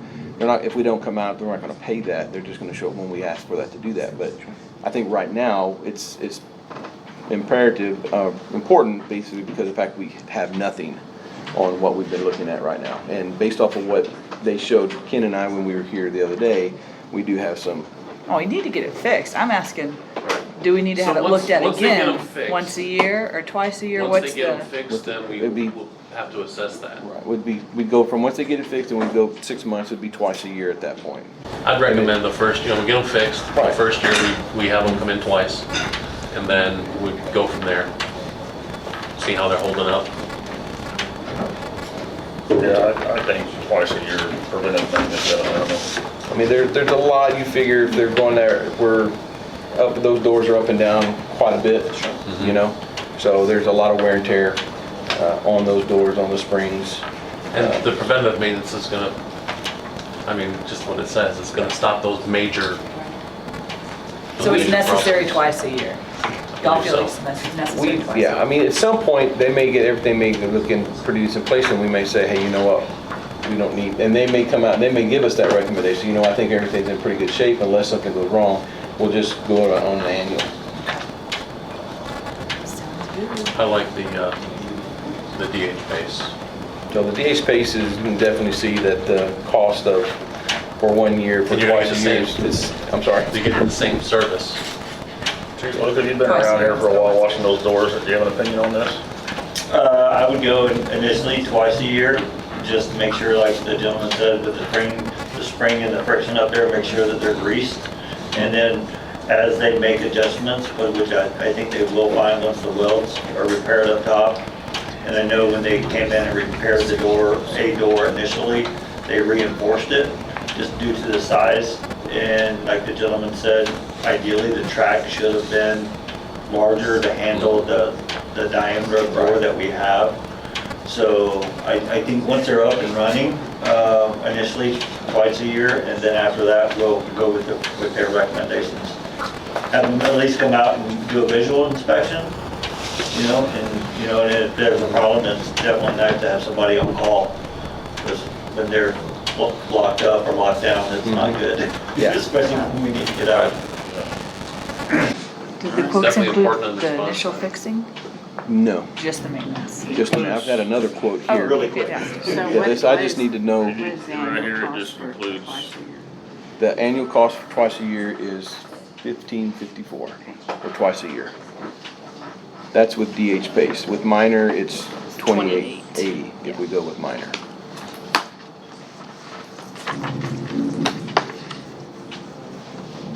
So, Don't put the vote on which Do y'all one. wanna talk about the repair quote as well? Are they from the same That would place? be, do you want to do it in the Well, same one? I mean, only quote I have is with DH Pace on the repairs that we have that need to be repaired. Here is that. And if you and I can share that. Basically, we have 3 doors that are in need of repair. First one is the one where we tried to widen the door with the truck. That was one that I asked them to go ahead and give us a quote on that part. And then the other are bay door 2, east and west bay doors across from each other are in a very bad shape. There's some, you can definitely see as the doors come up and down, the welds are broken on the anchors. On the springs, he actually recommended us not to use those doors as much as possible. Use it I think y'all just probably up and down one day and one time a day. Yes, sir. Well, we've tried to secure the station as well. Yeah, So right. If nobody's here. Absolutely. Yeah, but yes, sir. Yeah, so During the day, they're generally locked up. basically that quote to do the one door, the 3 doors total with labor, the scissor lift and lubricate doors is going to run $3,828.06 for those 3 That's pretty doors. cheap. That's just for those 3 doors. That's a real good price. So we're looking at that. I think I would go with the DH Pace just because they're gonna do repairs. I want them doing the maintenance inspections Absolutely. as well. Right. So we have that, and then also, part of the discussion like Scott was talking about was the fact that we have some unit apparatuses that are getting through 3-foot We have some apparatuses that are going through at least 3 foot of the door before it hits the eyes. Oh, that's the other. That's the other quote that he provided me. There was 2 options that he's given us, and I let you look at Was that. it 3 and 6 foot or something? Well, yeah. Let's see, this are. So basically, instead of having those little eyes, it's 2 bars. This is, yeah. They go on So, either side. They're not attached to the building, they're attached to concrete. Yeah. Just down. Yes, so that way, the ones now are attached to the track. So right now, it's, They go out of whack. we have if we look at adding the photo eyes, extra set of photo eyes on all 8 doors, to bring it up within 3 foot. What we have right now is required by law, for safety measures, but with us not having those units going through the doors, we'd have to add another 3 foot and add more eyes. That would cost around $6,000 for all 8 doors. Or he made a recommendation. He said that what they do have are these light curtains that hang, that they use, and that cost, if you don't mind me asking, looking at that, is $9,916.88. How many, I guess, really, was it just the brush trucks that have that high bumper? Well, the engines as well, they have one that protrudes. Right, you've got more than And just the I brush think truck. the raising the eye also would prevent somebody from just hitting a button and stepping it over from a Right. safety standpoint. Yeah.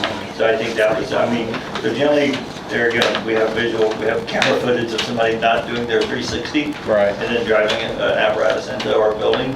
But generally, what'll happen is the first crew member out there pops the door, they'll do the 360, door goes up, crew loads up, everybody gets their assignments, and then it leaves. And then they close it after they exit it. That's how it should happen. But he gave us a quote for either we adding the photo eyes at 3 foot level, or we asked for a quote for the curtains, basically for the fact that it would, you see what it does, how it looks like there, it's definitely a much more of a. And how much is that one? 9,900. I guess the only Okay, that's, little bit of a hesitation I have with the curtain is maintenance, like how long are they gonna last? You know what I mean? That's a good point. I didn't ask that question. I just question a little bit, you know? Right. To me, the higher tech, the higher the maintenance. True. I get it. You're right. No, you're right. That's the only thing that a little bit of hesitation Yes, on I that. understand. I like the idea of it. Like I said, I'm just trying to. I would say that we've gone this far without incident. I mean, are we just lucky, or is this really something that we need to? Well, we recognize that if we have an individual that fails to do the job that they're supposed to, we have a situation. We know that anything can happen. You know, what happens if we get an apparatus that's getting out the door and, something fails. I mean, at a minimum, I think we need to come up, for sure. Right. Right? Yeah, that's what he's I mean, that could even recommending. be They're going to taking those eyes that we have, and No. You have to leave the ones that are those there. have to stay there. They have to stay there by What are you law. talking about, an additional eye, right? That's what this $6,000 quote is Okay, that they're gonna add those That's what I'm. eyes are on all 8 doors. So, that's, The eyes or the light curtains? that's basically on this topic here is either we add more eyes or we go with the curtains. Was there going to be any discount, or is it going to matter if we have those eyes done when they come out and do this maintenance? Well, this is all, Versus we get the eyes done later? this is separate quotes. This one's separate quotes, so it doesn't really matter. It if we doesn't get matter done at when the they, same time or not. it doesn't matter. Does the I preventative think we need to get The preventative maintenance though, we get will. preventive maintenance and we get the doors We have repaired. to do that and the Get that doors. down. We have to do that, but, Yeah, we might want to just keep thinking about the other It one. doesn't, I mean, if there's a trip cost on here, which is not really saying there is, maybe right, yeah. save that, You say, right, if the initial, if it's the same group coming out and doing it. right. But we could do the curtains on one of their preventive maintenance times too. Yeah. Yeah, I mean, they can come down the road. It doesn't have to be Right, yeah. on this. I think right now we need to do the PMs I and agree. we need to do the repairs on the 3 doors. Right. That's pressing. Right. Yes. And the only reason why I didn't call Todd is I knew you had a dollar limit, so that's why I was just waiting for us to present it tonight. Right. Dollar limit's only, Is $1,200 or any of this repair- $1,300. Excuse is me? any of this repair because of the accident? Yes, ma'am, it is. The repair on the one, On one of the doors. on one of the doors. Should we present that repair to the insurance company to get more money on it? I'm sorry.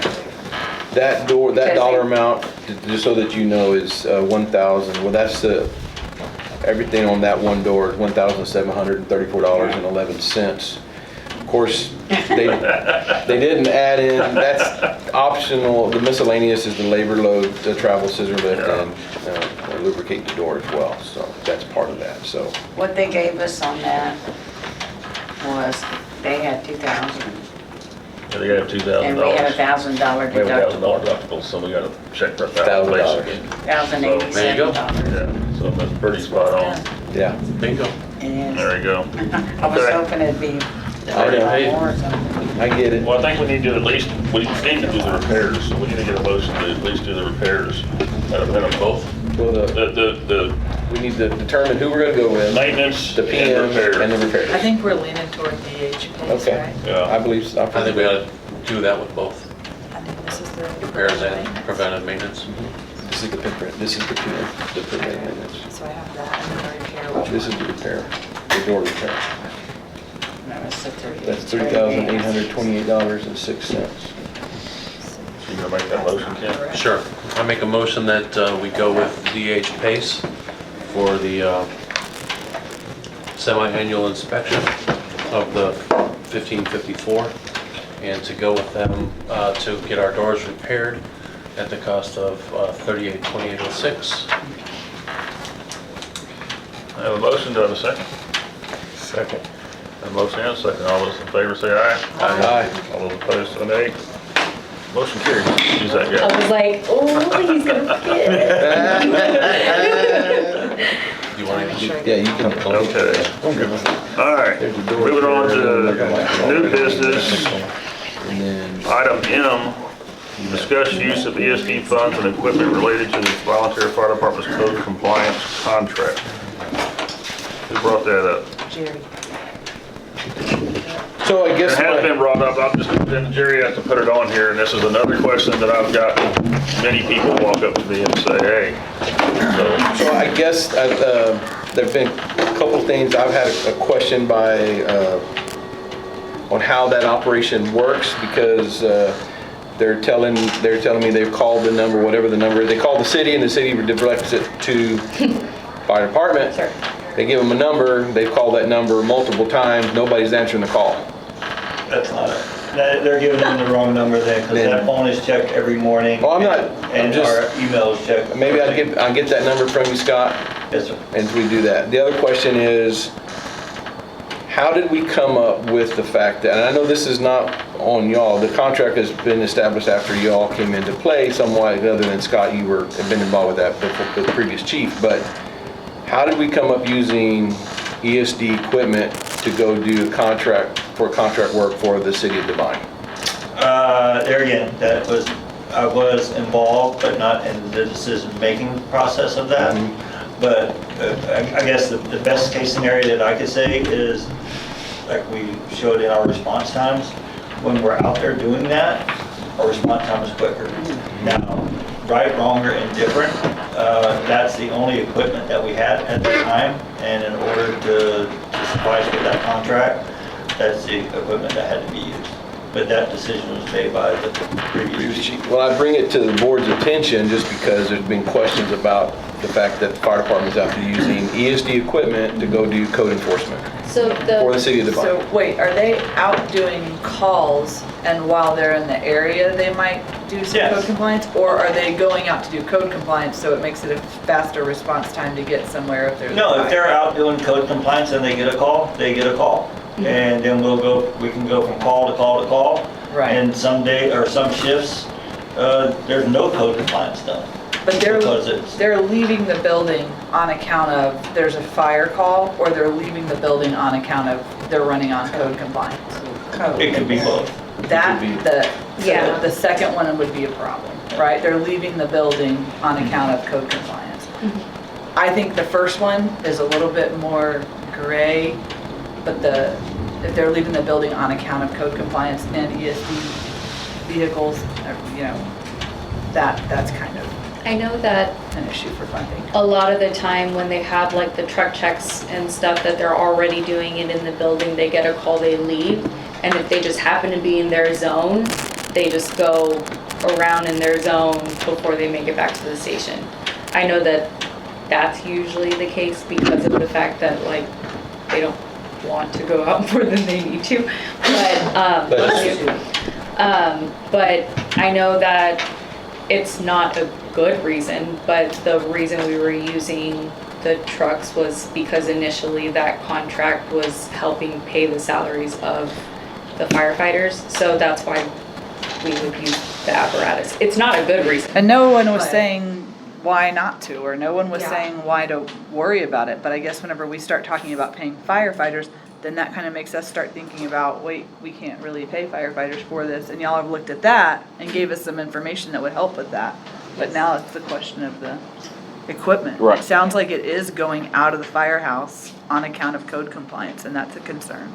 Yeah, and I don't know that it was ever approached to the board. I know I was early on when a lot of this stuff started coming in, and I don't know that there was ever a question of, can the fire department use the ESD equipment to go do code enforcement? I mean, I get that we're out there and about and stuff like that, but, we still get comments about the fact that, they're showing up in a truck and there might be 2 or 3 folks that are on the vehicle trying to enforce code, and we know it's happening because the city is putting more pressure on the contract, if you will, based off to enforce the code, so compliance. So that's why I bring it to the table tonight, Todd, because I've some concerns about that. Yeah. It's a big concern for me. And having worked in federal funding and state funding, it's a big concern for me. And I think it's been an issue for a long time. It's just we've had bigger fish to fry. So I mean, now it's coming to the point where some of the stuff Well, is it was boiling also, down. I believe, somewhat overlooked simply because it was additional funding that was coming, and it wasn't like it was going to them personally, the people, it was going to the fire department, and it was still contributing. Those funds are contributing to help our district. I never thought about it until you started talking about payroll, and that's when the Yeah, light you know went what I mean, and that off. was, Whoa, wait a minute. from that standpoint. And then, when it comes to complaints and code compliance, I always have to question, are the people just complaining just because they didn't like the fact that they were getting fined or whatever it was, I don't even know what happens to them, And do you like getting code compliance by your friendly neighborhood volunteer fire department? Yeah. Personally, I'm glad we have code compliance in the city of Devine, so. There's a lot of people that are, those people don't call, unfortunately, like. No. And then unfortunately, the articles that were in last week's paper were not ran through the fire department to make sure that that's actually what we're doing. Sure. None of it is what we were doing, to include the city manager. So I don't have a problem with you guys doing it. I've said that before. The mayor and the city manager both said they like you guys doing it. They think you do a good job. The only issue we have here is using ESD property, taxpayer property to do it. Yeah. And so I think we have to come up with something different to do that. Okay. And I think that, especially when you start thinking about paying firefighters, we can't be paying firefighters that are going to be doing code compliance. Well, and I kind of wonder about the way that this is broken down. I appreciate that you guys gave us a breakdown, but the amount of revenue that's generated from the code compliance, I feel like that needs to be a part of that equation, not just like the hourly, you know what I mean? Because we can't really document their minutes. I think we need to look at the amount of revenue that's being generated and make sure that we're not paying on top of that revenue that's being generated. As far as the fines that are being collected from the city? Well, no. I mean the contract. The contract So the contract is the revenue that you're getting, right? And then what percentage of the work is each party doing, then let's pull that out of the contract and say it's this much that the ESD should be paying. Because whenever we're trying to do it hourly, like there's really, how do we substantiate the table that you gave us? I believe you on the table that you gave us, but how do we substantiate it? It's hard to do. It's easier to say this percentage of this person generates this percentage of income out of this contract, so that much we're not going to pay by the ESD. Does that make sense? Yeah, so that's part of the breakdown that we had given you guys. So the 15 hours a week are generated just by the crews, the 2 people on each about 2 hours. The shift lead comes and does an hour worth of documentation. That's give and take because, like Chief said, sometimes they don't get to code enforcement. But the majority of the work is actually these two. That's what I'd like to see, the work breakdown. Yeah. And then do that proportion out of like how much the contract is 110,000. Maybe they're doing 10% of the work. Then let's take that amount off of what we're paying them. That's in the fiscal year breakdown. Okay, cool. The top one. That might look a little different. And then in the budget breakdown as well, we took all that into consideration. So that's why the A, B, and C shift salaries are in green and yellow, because we took that portion of funds out, and that's how much we're putting into payroll. Right. I guess what I'm saying is it looks like that's done by the fact that they're doing 5 hours. Does that make sense? Like 5 hours of, it's done hourly, not as a proportion of the contract. Do you see what I'm saying? Yes. Yeah. Yes. So if the VFD is making money off of volunteer firefighters' time, we need to make sure we're not also paying for their time. Bye. Anyway, I like that you guys put something in front of us that had to do with their, So you're looking for a percentage? And it's gonna be tough So too, hard because to it's like you said, it's not always the same every week. Yeah. That's why it's hard to say, we're gonna use a number of hours, because it's so difficult to document. Right. But if we know what percentage of work each individual that contributes on that contract is doing, then we can clearly say, we're gonna not ask the ESD for this amount of money for that person, because they're making it already on this contract. It's hard though. I'll show you, I have something. Okay. Yeah. Yes, ma'am. Yes, ma'am. If you want to see it. All right. Discuss contracting for biannual inspections, that what we just did? I guess that's what we just did, yeah. Okay, I thought that's what we just did. I want to make sure it wasn't something else. Budget workshop, we already did that, right? Yeah. Yeah, we already did Paying that. down the firehouse, I mean, I believe we definitely will pay something down at the firehouse, but I think that needs to come later in the budget workshop discussion.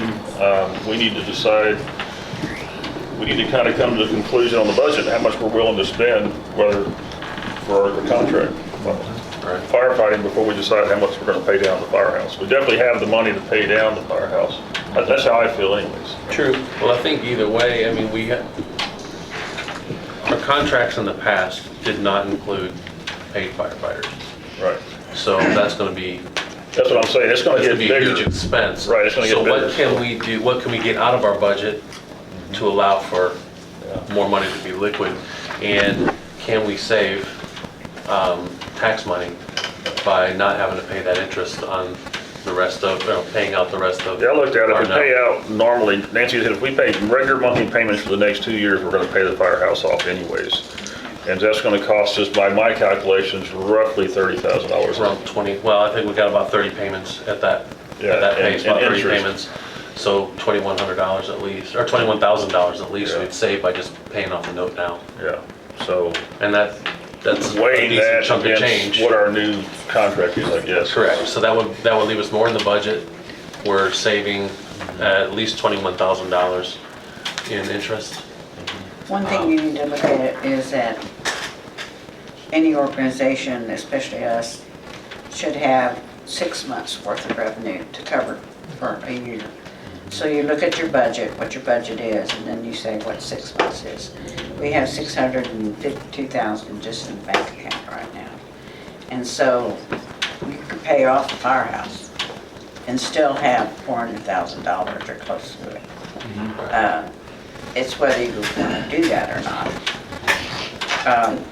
Because you want to look at your budget that you have, whether you're going to have the money to take care of that main contract that you're looking at. That's the biggest contract. Well, see, that's what I'm looking at. I'm The rest thinking about of it the isn't that contract, much. plus we just asked the fire department and board members to think of any additional expenses that might need to be added to the budget. And that's my only thought, is I'm just saying, hey, it's not gonna kill us to go another month. Yeah. Let those other figures come in so we can look at them and say, are there gonna be some big expenses that we're gonna need that might stop us from paying the firehouse off? The only thing that, the only And still be able to issue, have our reserves. the only issue that could do is if you decided to pay off the firehouse. That will change what the county is figuring for our rate. Because we've already sent them a letter stating that our payments will be this much money.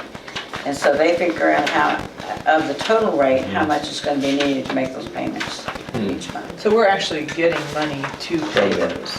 Well, no, our rate like is 7.48 now, 7%. And so if they take whatever percentage of that they need to pay for the 90,000 a year, they take that off. So the rate we're actually getting up here is 578, and the total rate was 748, because they took off the amount, which is, if I can see it right, let's see, I'm sorry.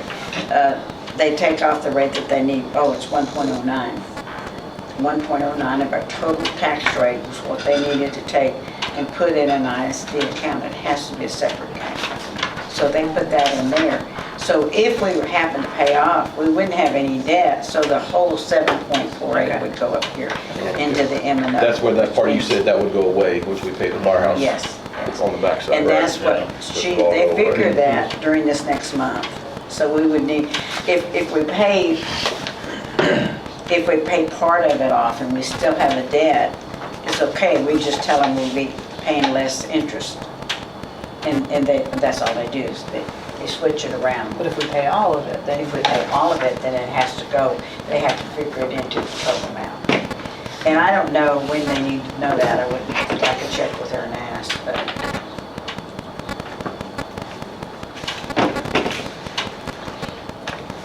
I know we haven't touched our reserve account in years. Right. Years. We haven't done anything with it. Yeah, 6 months reserves, our total budget, proposed budget is 469? No, it's 469 plus the INS. Well, you don't, the INS are pretty much taken care of, so. The 469,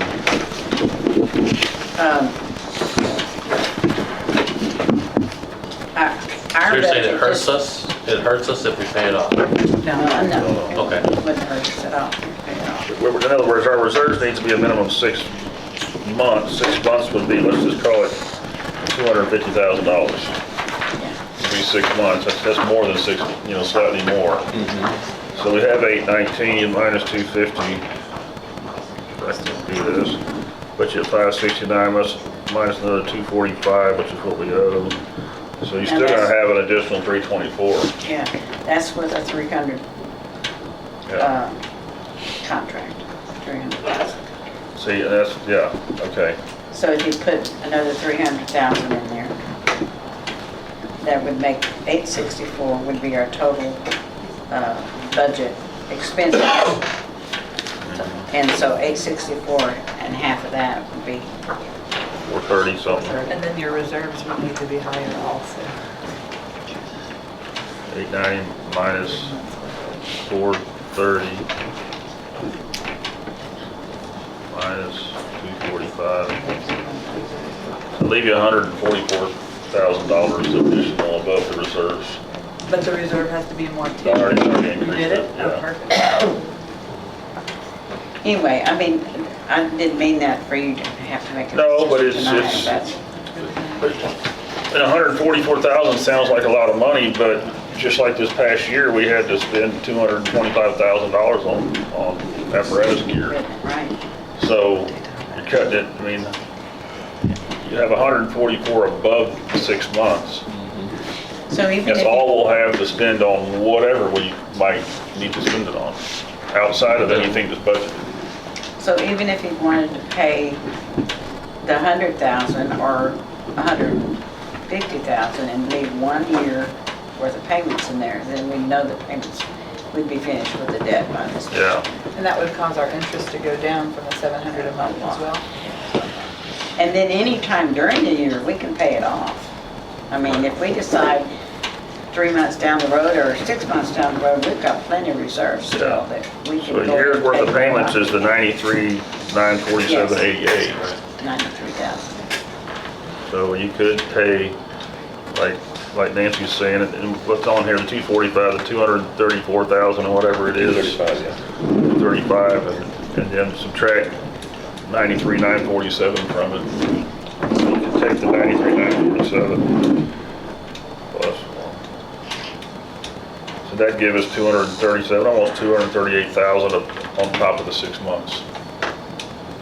If we pay it off. If you don't pay all but 1 year's worth of payments. Oh, Oh, all but none. All but 1 year's worth of payments. Would leave us with 238,000 on top of the 6-month reserves. And I wouldn't have to do any, contact her about anything Yeah. until we got the final figure, and then I would Yeah. check with the bank about how much that interest is for the next year. To me, that seems more reasonable to leave us a little extra cushion. I think we need to do a large chunk, whether it's Yeah. paying it off or what you're talking about. I think we ought to at least pay it off, except for maybe that last year, at least do that. And I think that's reasonable. So what's the dollar figure? That we should- Well, I don't know the exact number. What's the exact number, Nancy, that payoff is? Do you know what it is right now? No, I don't know Oh, an okay. exact payoff. 234 or but something. Yeah, it's All but a year. 245,9 is what we have, and they took off 7,000 off of it, so, you know, Well, they took off the interest. 238, something like that. I would just, if you're gonna make a motion, Ken, just say, pay all but 1 year's worth of payments. That way, at least it sounds. Which we have that number right here, which is 93,947.88. I make a motion that we pay off all the one year's worth of payments on our, Leaving a balance of 93,947.88. yes, exactly. Just what you said. Because I had to find out what that is anyway. $93,947.88. I'll second it. Have a motion and a second. All those in favor say aye. Aye. All those opposed say nay. Now, I'm supposed to have everything except 1 year's worth of payments, Yes. right? Exactly that amount. Well, I will ask you what the amount is. Anything else before we acknowledge the next That was meeting? it. That was the last one. You missed a gavel. Oh, I didn't make a motion. Okay. He's a newbie. Our next meeting would be the 19th of August. All things being the same. We good with that? I'll accept a motion to adjourn this meeting. Jeff, can I hand those to you to sign? I make a motion that we adjourn the meeting. I second the motion. A motion and a second to adjourn this meeting. All those in favor say aye. Aye. All those opposed say nay. Motion carries. Nine 16. Oh, we didn't talk about this.